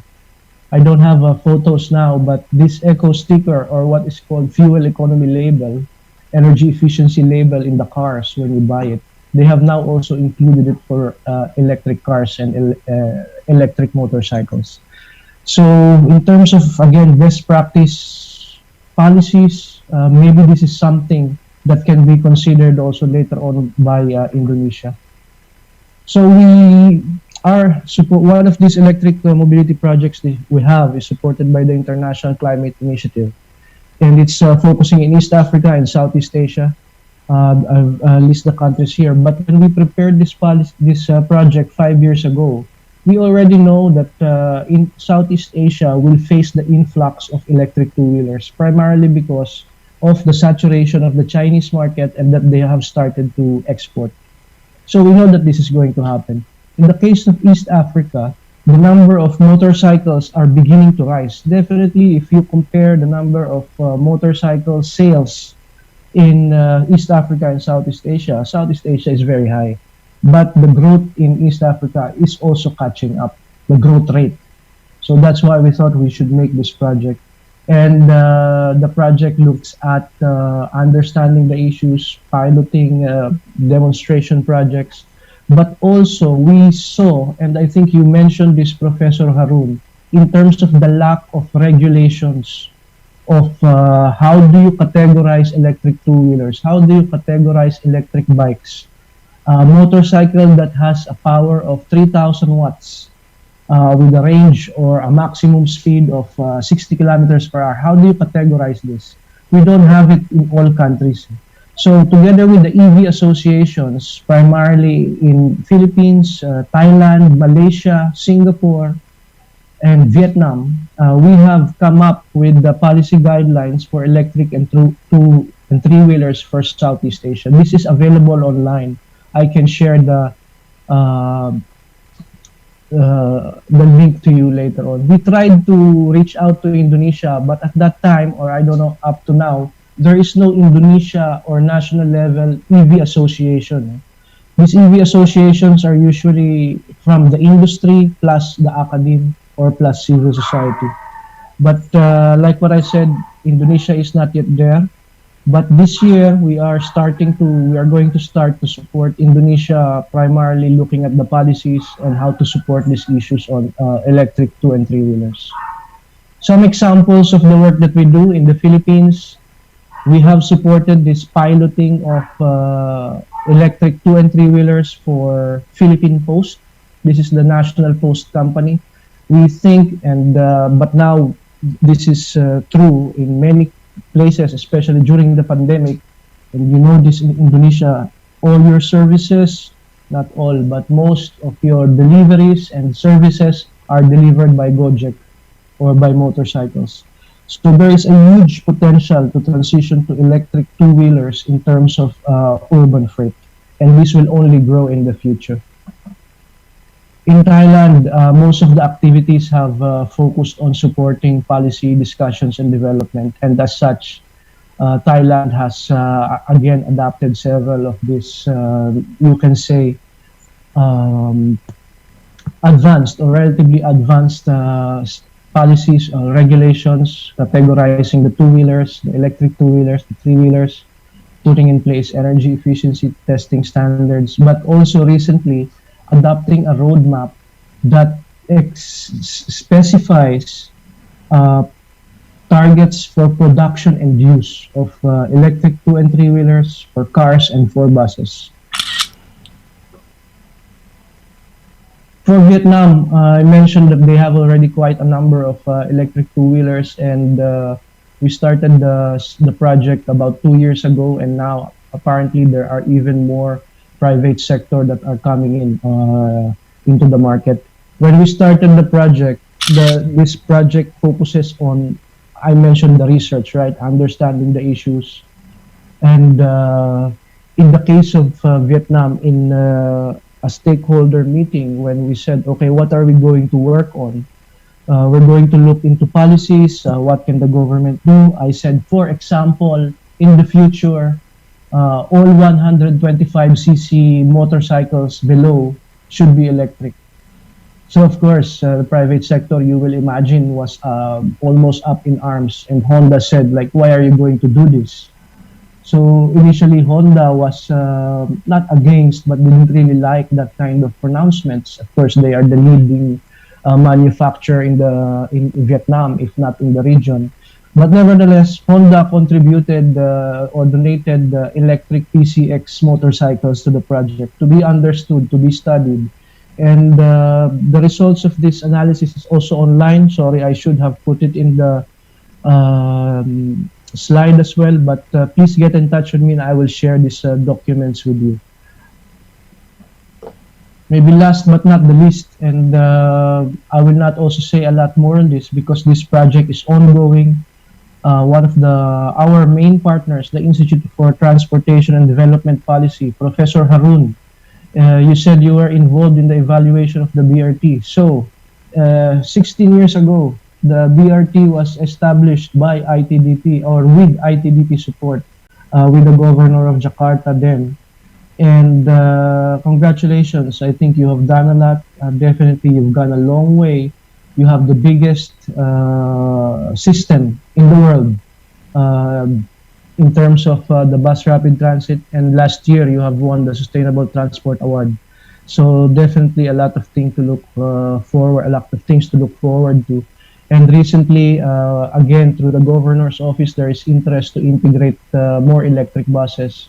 And with the help of partners like ITBP and CTCN, they are looking at, okay, how do we really go about this? How do we operationalize? How do we add more electric buses? What are the problems that we will face? And in my last slide, I just always put this as like a summary slide whenever I'm talking about electric mobility. But there are a lot of issues that we will still need to consider and highlight. For example, the presentation from BPPT talks about the growth of the biofuels, number of plants in the future. The presentation of the professor from ITB has shown us the forecast of ICE vehicles, electric vehicles, and plug-in hybrids in Indonesia. And it says in 2030, the ICE vehicles are like more or less 20%. So this is in 9 years. In 9 years, the forecast in Indonesia is only to about 20% ICE vehicles. So what will happen to all the biofuel plants that are to be established now or yet to be established? So maybe what I'm saying is there needs to be some kind of marrying the policy on electric mobility and biofuels to see how to sustain this effort. I know definitely why Indonesia is going towards more biofuels. I understand it, I support it, but it has to be linked towards the efforts in promoting electric mobility as well.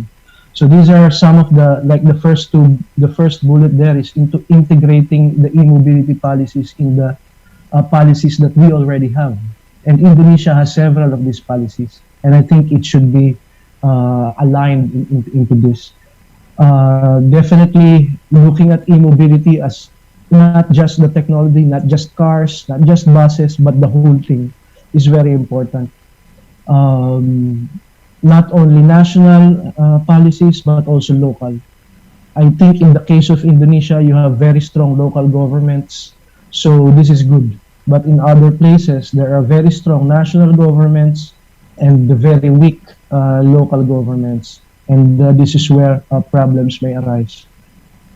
I said it already, prioritizing inherently low carbon modes, walking, cycling, buses.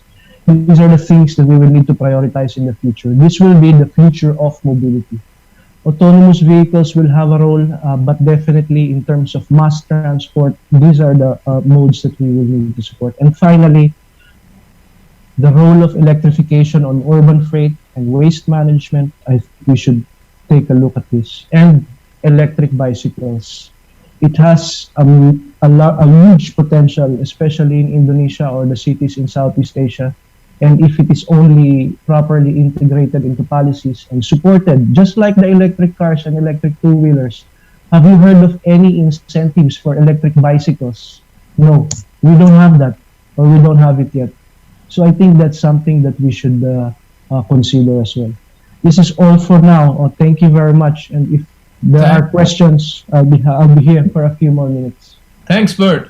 What a lovely materials you're presenting us. Now we like to turn on to our ASEAN fellow friends, speakers, Dr. Zulfikar Yurnaidi. So please introduce quick what recently you've been doing and your activities in the ASEAN climate change and energy projects. Yeah, thank you, Pak Harun, Prof. Harun. Terima kasih, Pak. I will share my screen for now.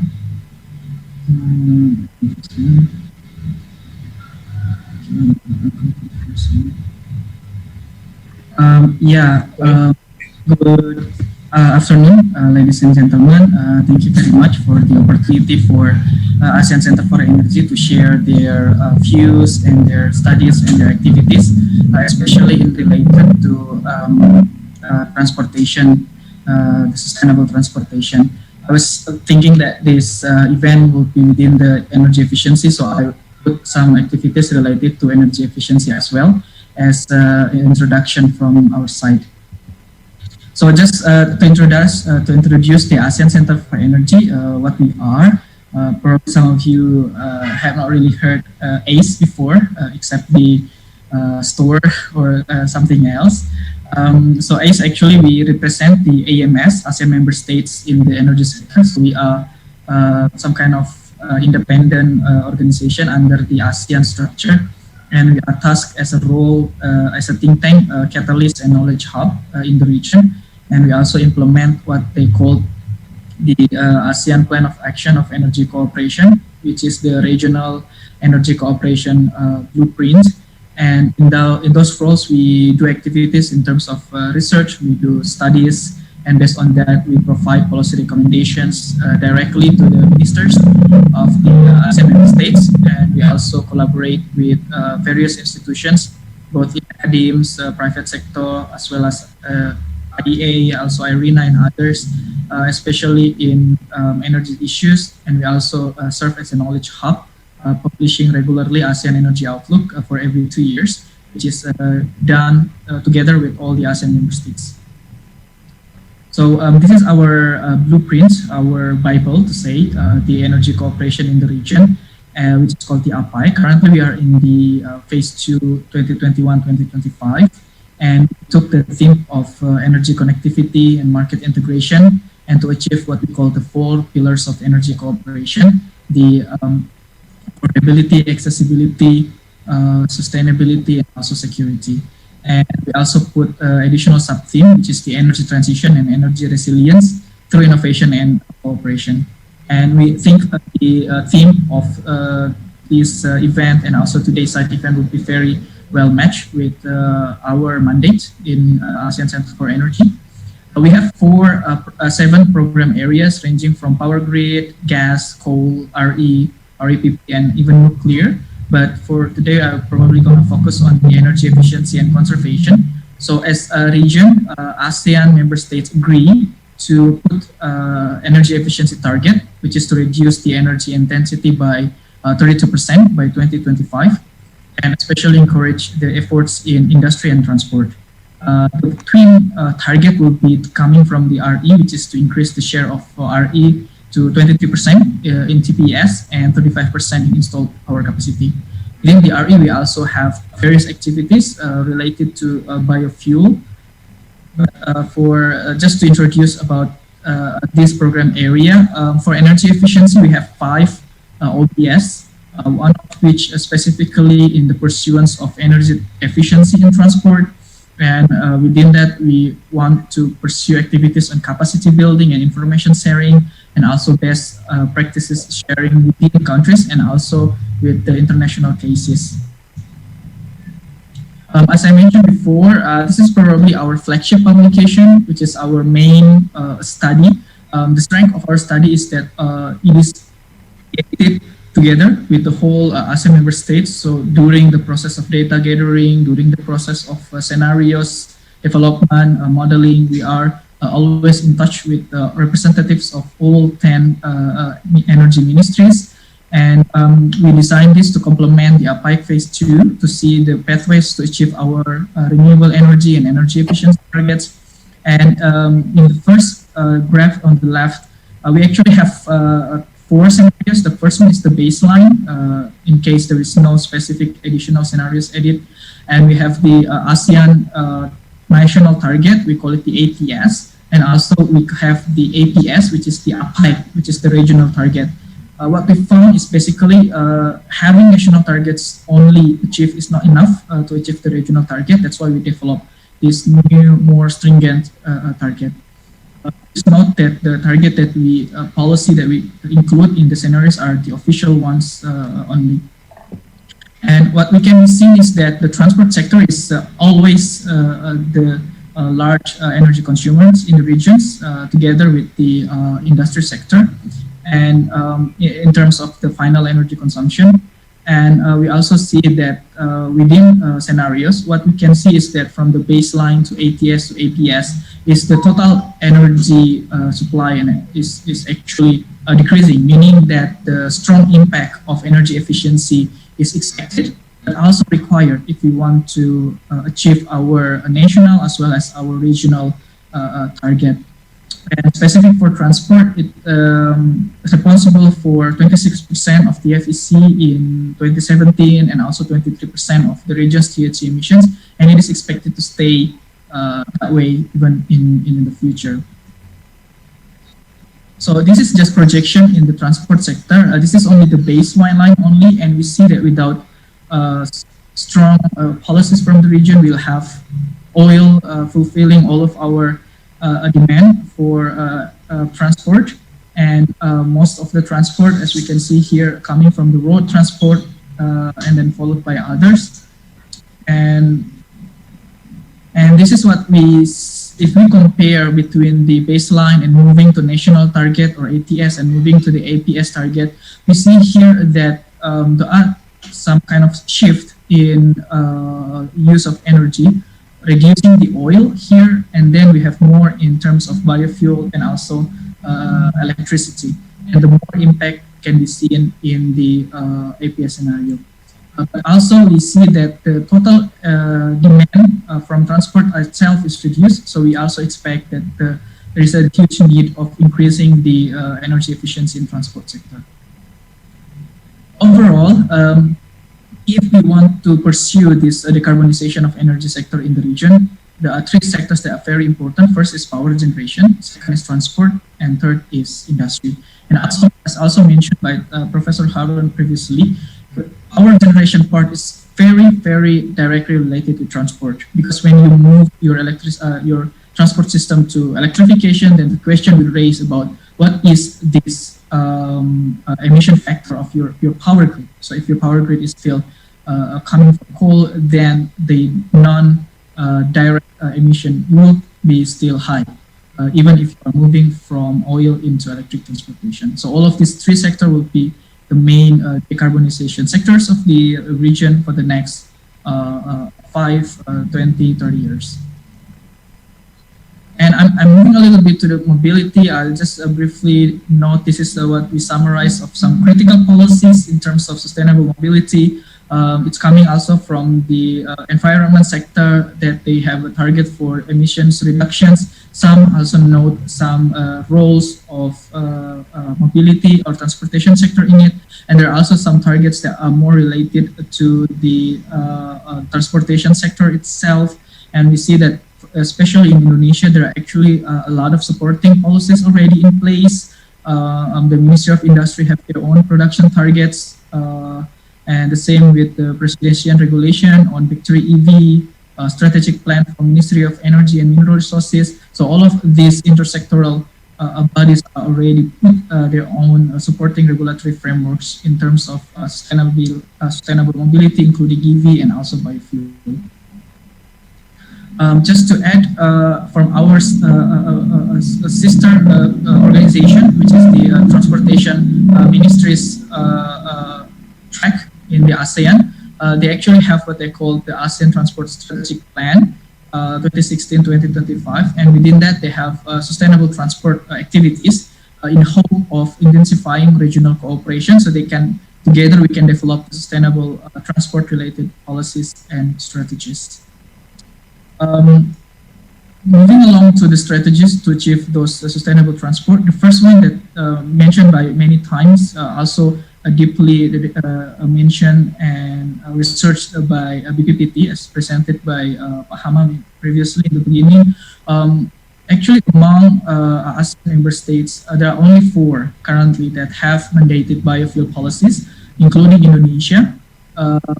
But also Thailand is probably one of the front runner in terms of sustainable transport, in terms of biofuel, but also in the later, also in terms of EV.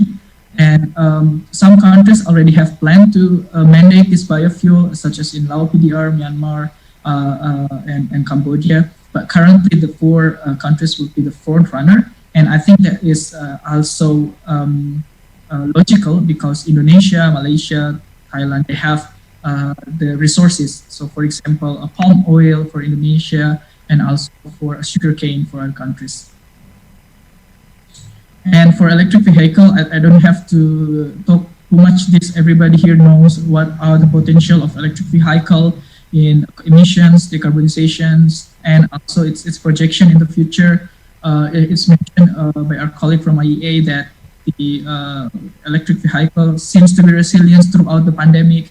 And we also see that, and what we see in here is that there are 4 strategic measures that we need to do if we want to push this EV in the region. First, of course, we need to electrify the public and commercial transportation because from our analysis, this early adopter is very important. For any type of innovation, you need this early adopter, and coming from the public and commercial is a lot more, not to say simpler, but the government can also persuade this instead of pushing for private electrification first.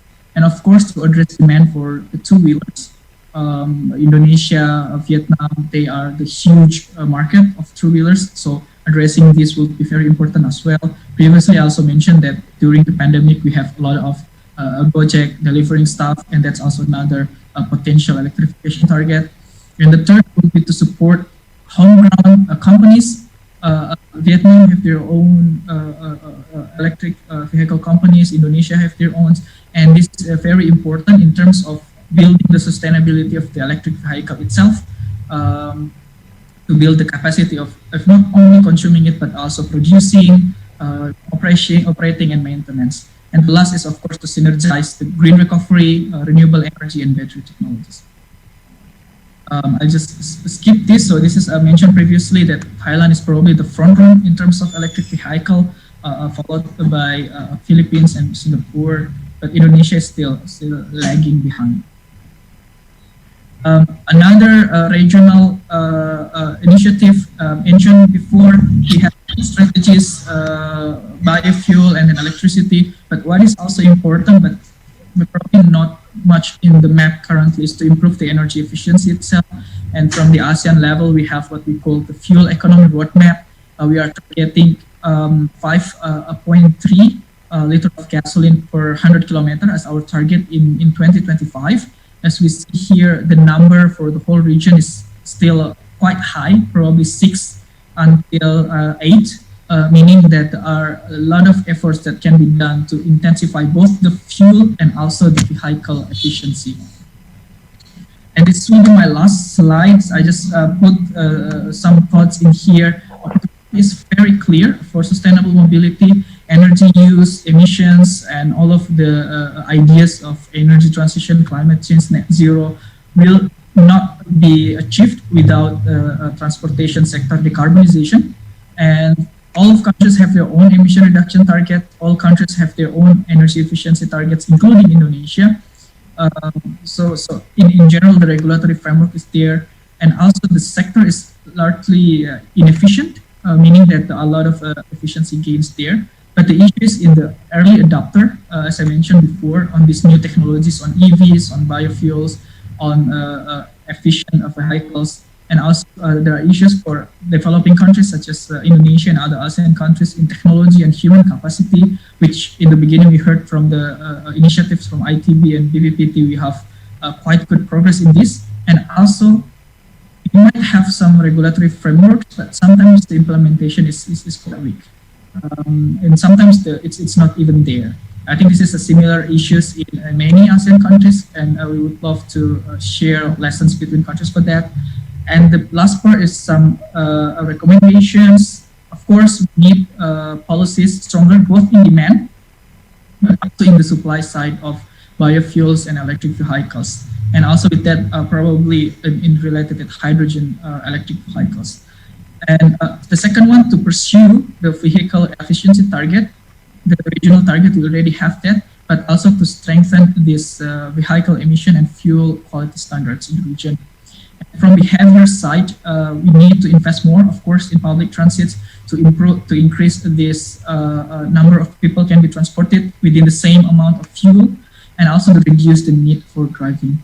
We actually have an article in media last time that when we see the throughout the pandemic, people are starting working from home. I am currently working from home, and we see that what if like in the future this kind of work scheme will reduce a lot the demand of mobility, so like less mobility, and probably that kind of policies can also be implemented or pursued even to post-pandemic.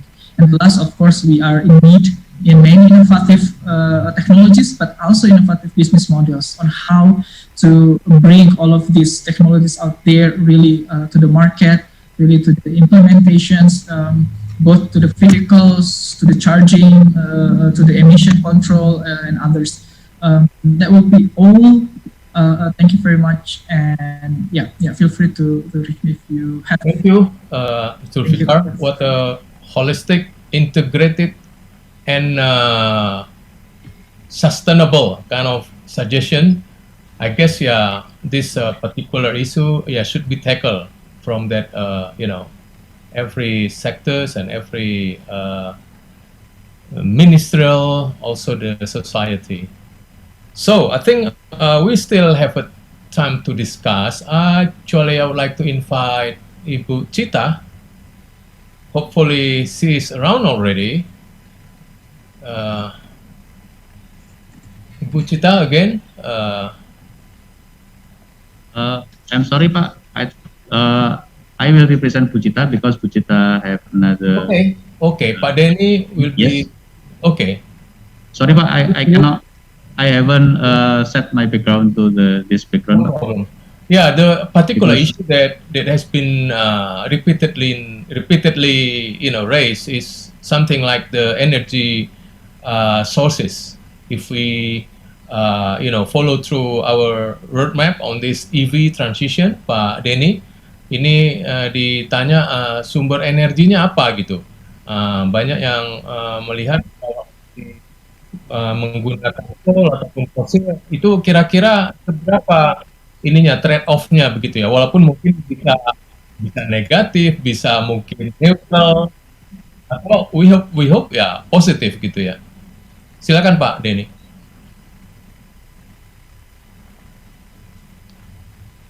Bisa saya presentasikan materi atau langsung jawab, Pak? Ya, silakan, Bapak ada 10 menit, tapi kira-kira bisa di-highlight penting tadi sering ditanyakan dari para peserta. Izin share screen, Pak.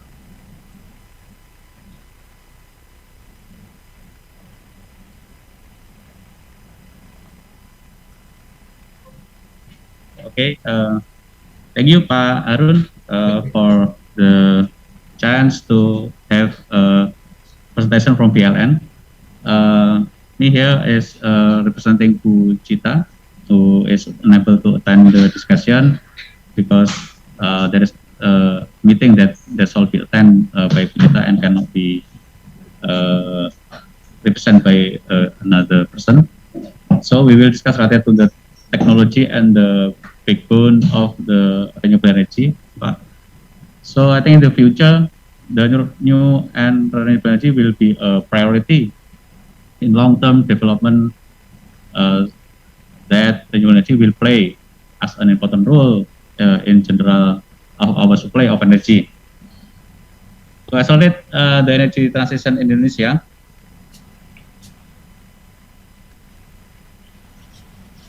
government plan to increase the renewable energy portion based on our RUN, renewable energy mix, will be increased to 23% in 2025.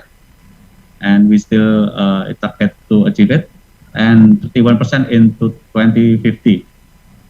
So therefore, the capacity of our plant will be increased, and renewable will take a bigger role to shape our future energy.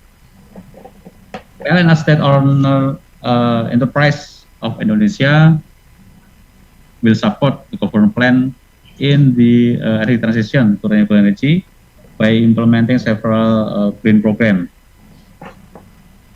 In the discussion about the energy transition, as already conveyed before by EPCC and PLN, need to be considered from the technical performance and economic aspect. Today, the development of renewable energy, renewable technology has reached a level that technically and commercially mature. Innovation and technology have led to a reduction in tariff. This is the advantage of we have renewability now and increased efficiency. Thus, it is expected to be more competitive. In the future, we believe that energy storage technology will be developing and more competitive. That will be able to overcome intermittent impact of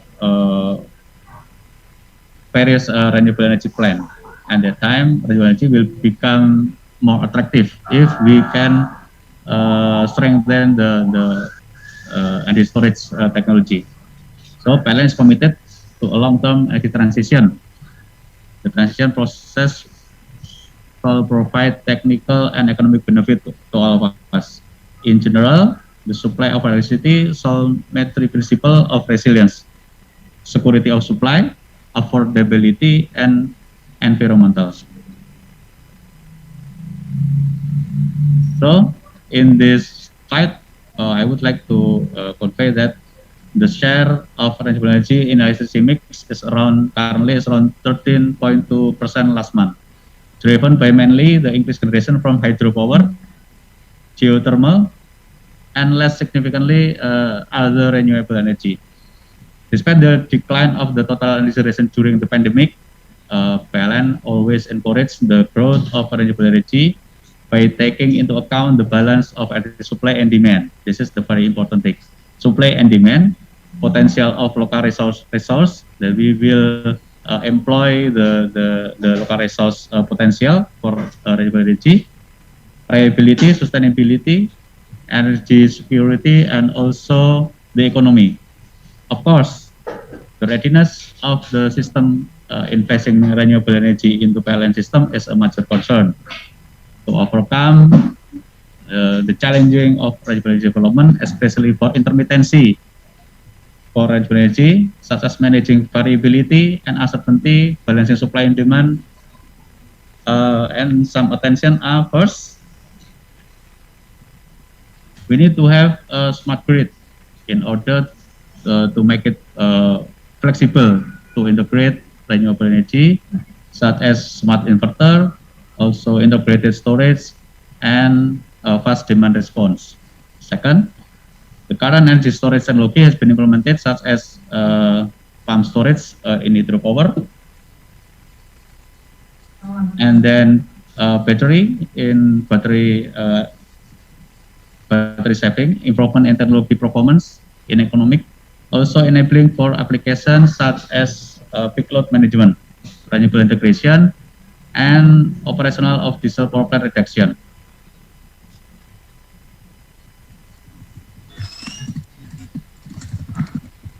So this one that and then we have also program in for energy storage. The first one is diesel power plant conversion program.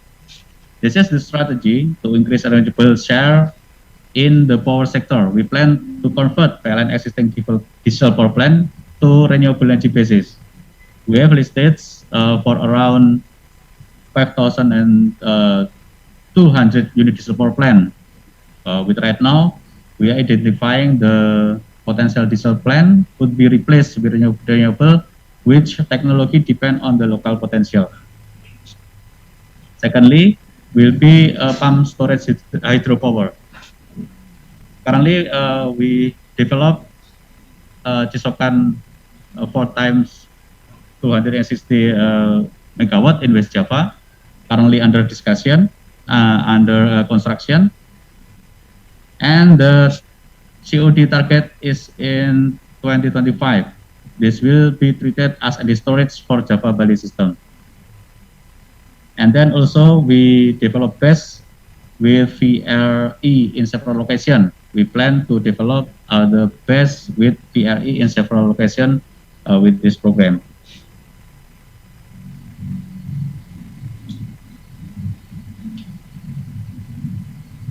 So currently the energy that we have now is dispatchable.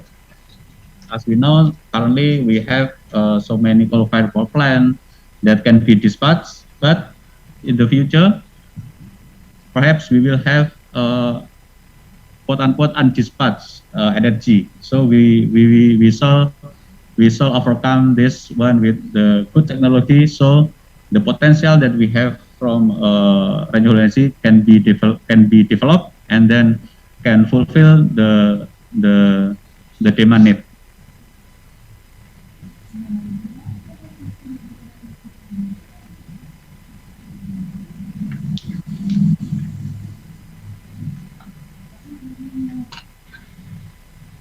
So this is some of our initiative, upaya and breakthrough initiative to have to improve the energy mix in renewable energy. We have green transformation that we will implement the RGPP 2019-24 by 5 gigawatt, and also we also launch a green booster that include in this program will be biomass, co-firing, and then we also have a program to have a large-scale renewable. We have a rabbit for hydro.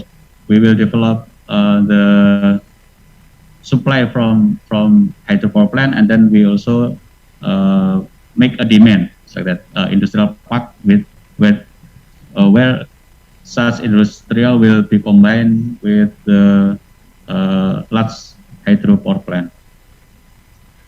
We also have several transformation program called lean and innovative.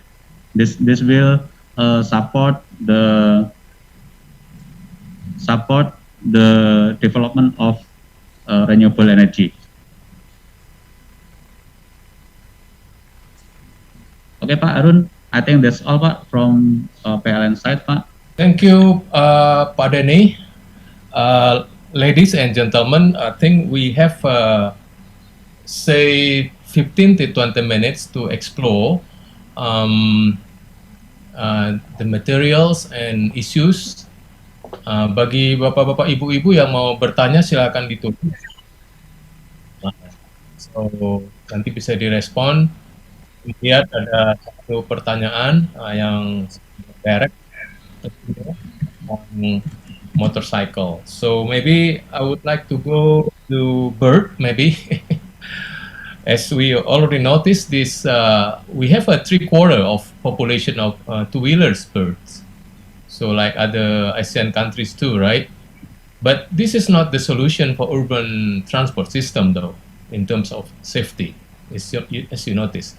This is a rather dilemmatic choice, though, if we push.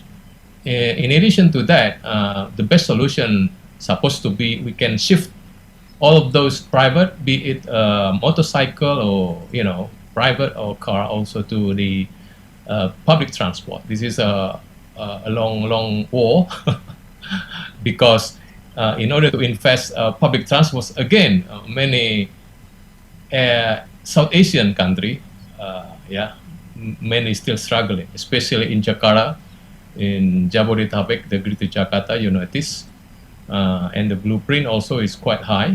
We would like to achieve 60% of trips, shifted to public transport, but it's not that easy because statistically it's too huge to achieve. As we know, the patronage is really low now, especially the motorcycle take all the the portions mostly. So I also have a statistics. If we calculate on the fuel consumption, thus the emission, it's really fantastic. I come up with at least 5 times compared to car, because we have a 3/4 by assuming triplang sort of thing more, just easy kind of prediction. So I would like to invite you, Bert, as a analyst in UNAP, what should we give a suggestion to this? we ever did a kind of, you know, to make it difficult for people to own or to buy the motorcycle, which is we increase the down payment. But again, this has been, you know, exempted now. So it's easy to own a motorcycle, very easy. Not to mention the adverts, you know, the symbol of the advert is the speed.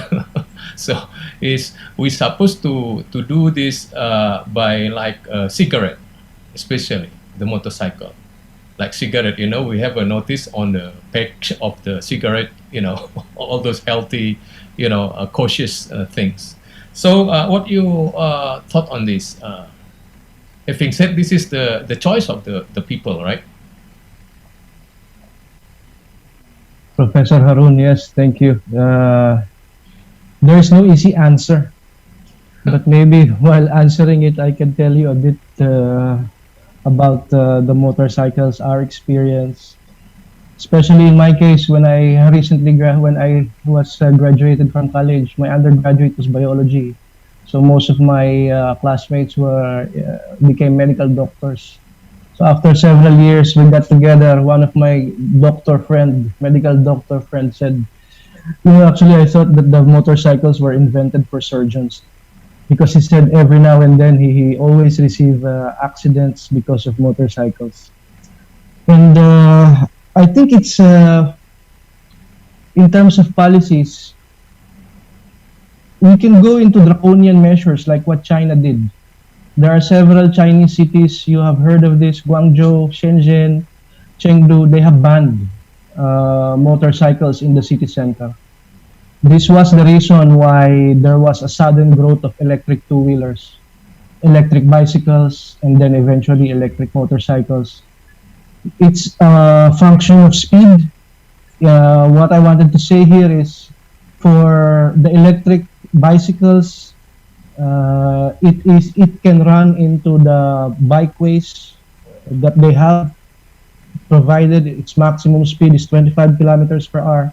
And if there are still people who are going to use the motorcycle or a higher speed electric two-wheeler, it has to go into mixed traffic. So that's one thing, and that is making, again, this specific support for other types of modes like the bicycles. Another policy that they had was the complete ban, but I realize it's not easy in our countries to do that. So it is up to us to make public transport more convenient, especially after the pandemic. I acknowledge that the pandemic has really brought about a rapid decline in public transportation, buses, trains. But we should take this opportunity to improve the connectivity. And you have this now in Jakarta, the connectivity of the buses, the angkots, and again, the bikeways. But in terms of outright banning of the motorcycles, I'm not sure we can do that. Vietnam has announced it, that in Hanoi and Ho Chi Minh, they will ban motorcycle in, I think, 2035 or 2040 in order to support public transport. But yeah, at the moment, like what I said, there is no easy answer. Okay, Bert. Let us move on to Jacob. You're still with us, right? Jacob. Yeah, I also monitoring all the works in overseas, right? Especially you mentioned on a statistic that the sales, right, in the Euro, China, European, and especially in doing kind of piloting of this, because electrified vehicle is one thing, but you know, the future wave of technology, as Pak Sigit, yeah, hopefully Pak Sigit can also comment on this for you too, right? Of those autonomous sharing, of course, sharing is quite a tricky one as well. Even in United States, you know, it's a kind of behavior that maybe not, you know, if we come with many people in like a bus, it's no problem. But if a private car, all autonomous, and everybody just again driving by his or her own, I couldn't imagine, you know, So it's also disastrous. So I heard, especially in UK, right? UK, pushing to this edge technology, especially digitalization. If you also maybe notice that service-oriented, sustainable service is really big issues now, especially it's not only connectivity, not only accessibility, because service, as couples of startup been doing some kind of MAAS, if you heard right. So not only like Gojek is only one mode, and later there is itinerary kind of aggregator that whole our itinerary they just offer to us. We can select which is the best and which is the good price for us. So I would imagine there should be a coordination of data, financial technology, things like that. In Europe, especially in UK, I heard many researchers in UK also not easy to do that kind of piloting, and most of them going to Scandinavian like Finland and Norwegian, which is quite good in nurturing this new wave. So what really happened in United States? I heard in United States also you have a kind of IVHS, intelligent vehicle highway system. It's quite a long time ago. It's since the Cold War, right? So what really happened? Why it doesn't really come up? I mean, in reality, can we push this? What your perspective on this? So like the kind of Finnish idea, you mentioned Finland as one of the leaders for this mobility as a service thing. And I think the way that Finland has implemented kind of regulations to both promote digital services and apps that are truly multimodal and help users to make more seamless journeys across different modes is very ambitious. It seems to have worked, at least in the capital and big cities in Finland, and for their aviation sector. Another example you can see, I think, of smart mobility working quite efficiently is in China. There, of course, you have these super apps like Tencent or WeChat, where maybe there are privacy issues and issues about kind of individual user rights and information that other countries would deal with a bit differently from China. But the efficiency that they've been able to achieve and kind of the convenience for the users is something that I think other countries should at least look at and try to adapt to their own kind of priorities, both, as you mentioned, for passenger mobility in cities, but also for freight, for deliveries. I thought it was really interesting and important that Bert mentioned these, electric tricycles as offering a lot of potential for urban deliveries. In fact, in France, where I am here, the French Post is more and more using electric kind of pedelec electric bikes for the last mile delivery, and they're doing quite well with it. I mean, they try to measure the CO2 emission reductions that they're getting out of it, and it seems to be working quite well. Mm-hmm. Okay, any comment on those autonomous and the wave in United States? What really happened? I mean, I think you're right to worry about just self-driving cars as not being much of a solution without the sharing, and the sharing being really difficult. So, I think that autonomy, another good example in France is they have these little electric buses where they are piloting the buses to be, either self-driving or to go on different routes, flexible routes. And that's working out pretty well. I think that autonomy can be used most effectively in public modes, like small buses. And I think that you're right to be worried about how much autonomy can really contribute to sustainable and accessible mobility if it's just private cars. Zulfikar, you're still around, right? So in our regional ASEAN, I guess Singapore doing a lot of test bed, and we have quite a gap in ASEAN, right? So Yeah. having got this institution, although you already did somehow on this particular issue, but how we can further push, right? Sharing knowledge, sharing whatever, right? Especially within ASEAN, to push these EV transitions, faster, if you like. I heard also in Singapore, because last year we think ITS would hold there in Singapore. I think next time would be in somewhere. I'm not sure because it's COVID came, then everybody been cancelled. So they are really good in doing research, not only in road transport, of course, port, everything with all those what we call proof of concept, proof of value of new technologies. Now, how this can we capitalize in terms of ASEAN, having got a quite close neighbor?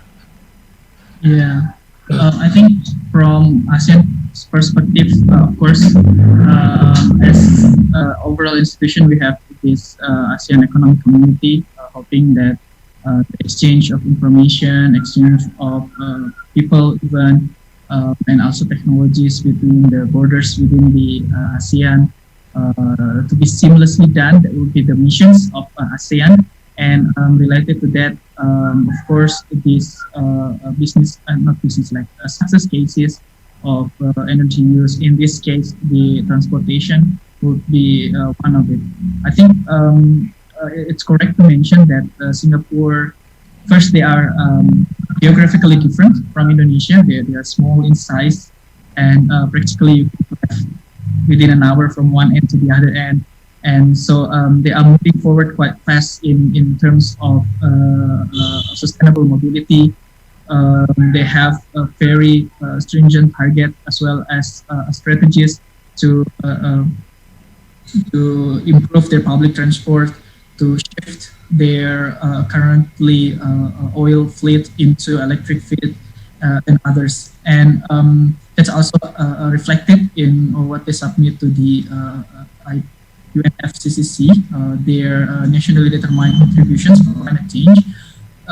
So bottom line, there are a lot of things to learn from Singapore.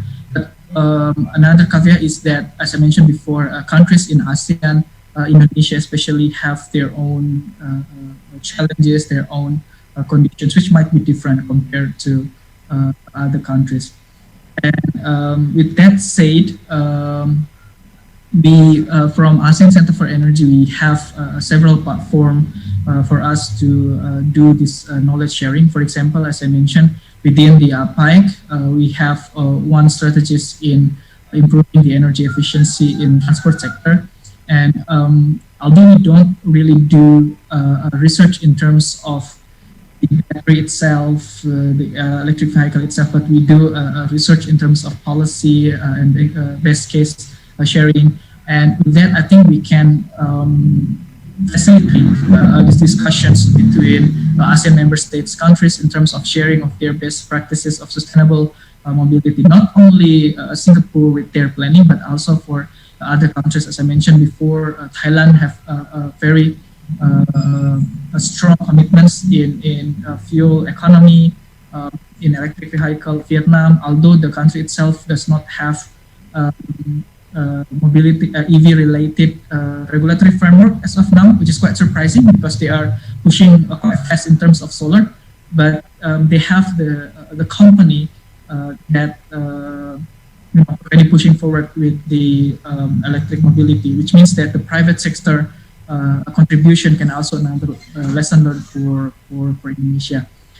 Short line, that's within our mandate, and we do hope that within the implementation of APIC, we can also support Indonesia in this capacity building, knowledge sharing, and best cases sharing within the region. Thank you, Prof. Yeah, last but not least, maybe is still around Pak Sigit and Pak Denny, right? Maybe I turn to Pak Sigit. Pak Sigit, Bapak dengan kawan-kawan melakukan kajian-kajian, riset yang sangat di batas-batas seperti itu, dan tetangga kita Singapura juga melakukan hal yang sama, melakukan lebih duluan dan lebih banyak giant-giant industri yang bisa duduk bersama, termasuk dengan kampus-kampus di Singapura. Saya melihat apakah ini satu langkah yang baik. Tadi ada Zulfikar ya, Zulfikar ada di tempat, mungkin bisa nge-link mengapa kita harus repeat ya, atau juga mungkin ini isunya kan upstream, midstream, and downstream, right? Dan Indonesia punya kelebihan beberapa, khususnya di material-material. Tapi kalau dari sisi testing, autonomous, itu kan so natural, ya, semuanya berkompetisi. Tapi as a research or as a research activity, yes, ya, barangkali kita bisa itu gandeng. Bagaimana, Pak Sigit? Mumpung ada Zulfikar, nanti kita bisa. Saya sudah connect dengan Mas Zul tadi, connect beberapa, dan teman-teman, everyone, this is a great opportunity. Saya pikir kita tidak perlu membangun satu sistem dari scratch. Tadi saya setuju dengan Pak Ketua BPPT, Pak Hammam. We have to create the ecosystems and collaborations. Saya yakin kita bersama PLN, bersama Pertamina, bersama dengan ITD, bersama-sama dengan ASEAN Energy tadi, kita bisa bangun bersama-sama sehingga we can create a stronger product implementation plan and executions. Jadi saya kira tadi ekosistem yang ada kita tinggal perkuat saja. Bahkan pemerintah sangat serius untuk mengimplementasikan ini. Ya, tadi saya sampaikan di pagi hari kami dipanggil oleh Pak Menteri, BPPT ITB dipanggil bersama Dirjen KA dan INKA, bagaimana autonomous mass transport vehicle berbasis elektrik ini bisa diimplementasikan. Dan not too distant future, we were given 1.5 years for piloting. Within 5 years, will be implemented in the new capitals and 3 different regions, Denpasar, Surabaya, and Jogja. So I think to make sure that we don't repeat what people are doing to begin the study, we have to really create a collaborative effort so that we can shortcut the lesson learned from others, so that we can implement this based on the lesson learned that has been done by others. I think ITB is very open mind, to be working with these environments, BPPT, ITB, and others as part of the research agencies to implement these future mobilities. We are ready, actually. I have been in touch during this afternoon with several of these panelists to make sure that we will discuss further on how we can strengthen our collaborations and implementation, because without all of the players in these panels today, I think it will be very, very difficult to implement these autonomous and electric vehicles for both future mobility. That's what I think, Pak Harun. Yeah. In the morning session, as we gathered on a policy, policy maker, I also suggest that a kind of, this is will be dealing with data privacy, financial technology, things like that. Again, every country's, has to manage that issues, yes. Inter-agency, things like that. Yeah. So we notice in Indonesia, we still need that kind, to push a better coordination, inter-agencies. The good news, Harun, yeah. The good news is the framework of the policy and regulations for all of those autonomous vehicle, electric vehicles, including the cybersecurity, essentially we put together the framework already done. Right now is in gears to be part of the ministerial regulations, and also actually the presidential regulation, Perpres and PM. So we have a 3-pronged steps on how to handle this policies and also implementations. So I think hopefully within probably about 2 or 3 weeks, we will be able to kick off what will be the roadmap on implementation of the future mobilities plan in Indonesia. I think we are working on it. Yeah, after all, the taste of the pudding is on the eating. I always keep saying this. So True. if you know, not reality, then you know everybody just exhausted. Having got all the blueprint, all the narrative, all the global, you know, global concern, I think we should put that policy on in the place, especially for researcher, to make sure that they are safe. Because in Indonesia, we still had an accident that researcher can be put in jail Yes, doing yes, yes, such a yes. thing. So this is not you know the things that we have to clear off. Otherwise, we're gonna be having good plan, but we not you know push to accelerate. Lastly, maybe Pak Denny as a energy producer, will you elaborate a bit on have ever PLN doing a kind of working paper on this, especially whether this is neutral, negative, or positive? Say in Java, having got all your supplies and your origin of energy fossil, and then with all those you know vehicle EV vehicle estimate or forecast, where are we if it is the case? If we haven't really exercised on that, maybe we need to do that, especially from a researcher side, especially also with other friends here. I think so long we got the data, and maybe we can help. Yeah. Pak Denny, Pak please. Yeah. Harun, thank you, Pak, and for other panelists. So I think parent currently working on the same path with the institution, other institution, and then also government to have how we ensure that the energy transition will run smoothly, Pak. So as per I mentioned before, that PLN currently have a transformation program. One of them is green transformation. Then we believe that this green energy is not merely the assignment from the government, but we believe that this is for also our business sustainability. So if we not catch up with the technology, or we not catch up with the current market need, that always, I don't know, maybe even the food producer also want their resource of energy is come from the green resources. So we need to catch up with that one. In terms of the mobility system, we have work closely, I think, with government to have we call that in bahasa Indonesia stasiun pengecasan itu, Pak. We have developed so many, and then we also develop a program, I think application. Then you can check where the charging station nearest to your vehicle.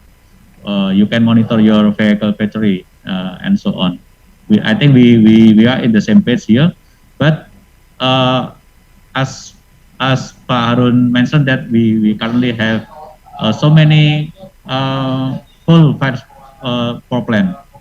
The problem with the it's not the problem. The obstacle with the coal power plant, that I think the last coal-fired power plant in Java will retire in 2050 or 2045 or 2050, because the one that will reach commercial percentage will be next year, 2 times 1,000. So the difficulties is that we cannot suddenly cut the contract, because the contract itself is have a lender. The lender also the lender will also be our supporter when we develop renewable energy. So we still have a commitment to have a contract with the current coal-fired power plant to still receive the electricity, but we also, on top of it, we need to have good plan to introduce the renewable energy. if in the downstream the community of the renewable energy is there, so many community of renewable energy, the mobility system, we also need we need also to decarbonizing the upstream. It is, I think it is something, it will not match if we fuel the let's call the electric vehicle, and then the resource is from the coal. So we still working on that, and we do hope that with the three triangle of the renewable energy development, economic, and then demand and supply, we will go to the same path to decarbonize the energy, Pak Harun. Yeah, thank you, Pak Denny. Sorry to push you quite a pushy questions because it's been repeatedly raised. So maybe everybody can acknowledge. Again, this is still a medium-term kind of a challenge for PLN to deal with this. Last but not least, Pak Didi is still around. Hopefully, you can say quick word. Pak Didi silakan dengan cepat aja kalau ada pesan yang penting lagi. Dari Wika ya, sebagai manufacturer. From Wika. Belum di mute, belum di unmute.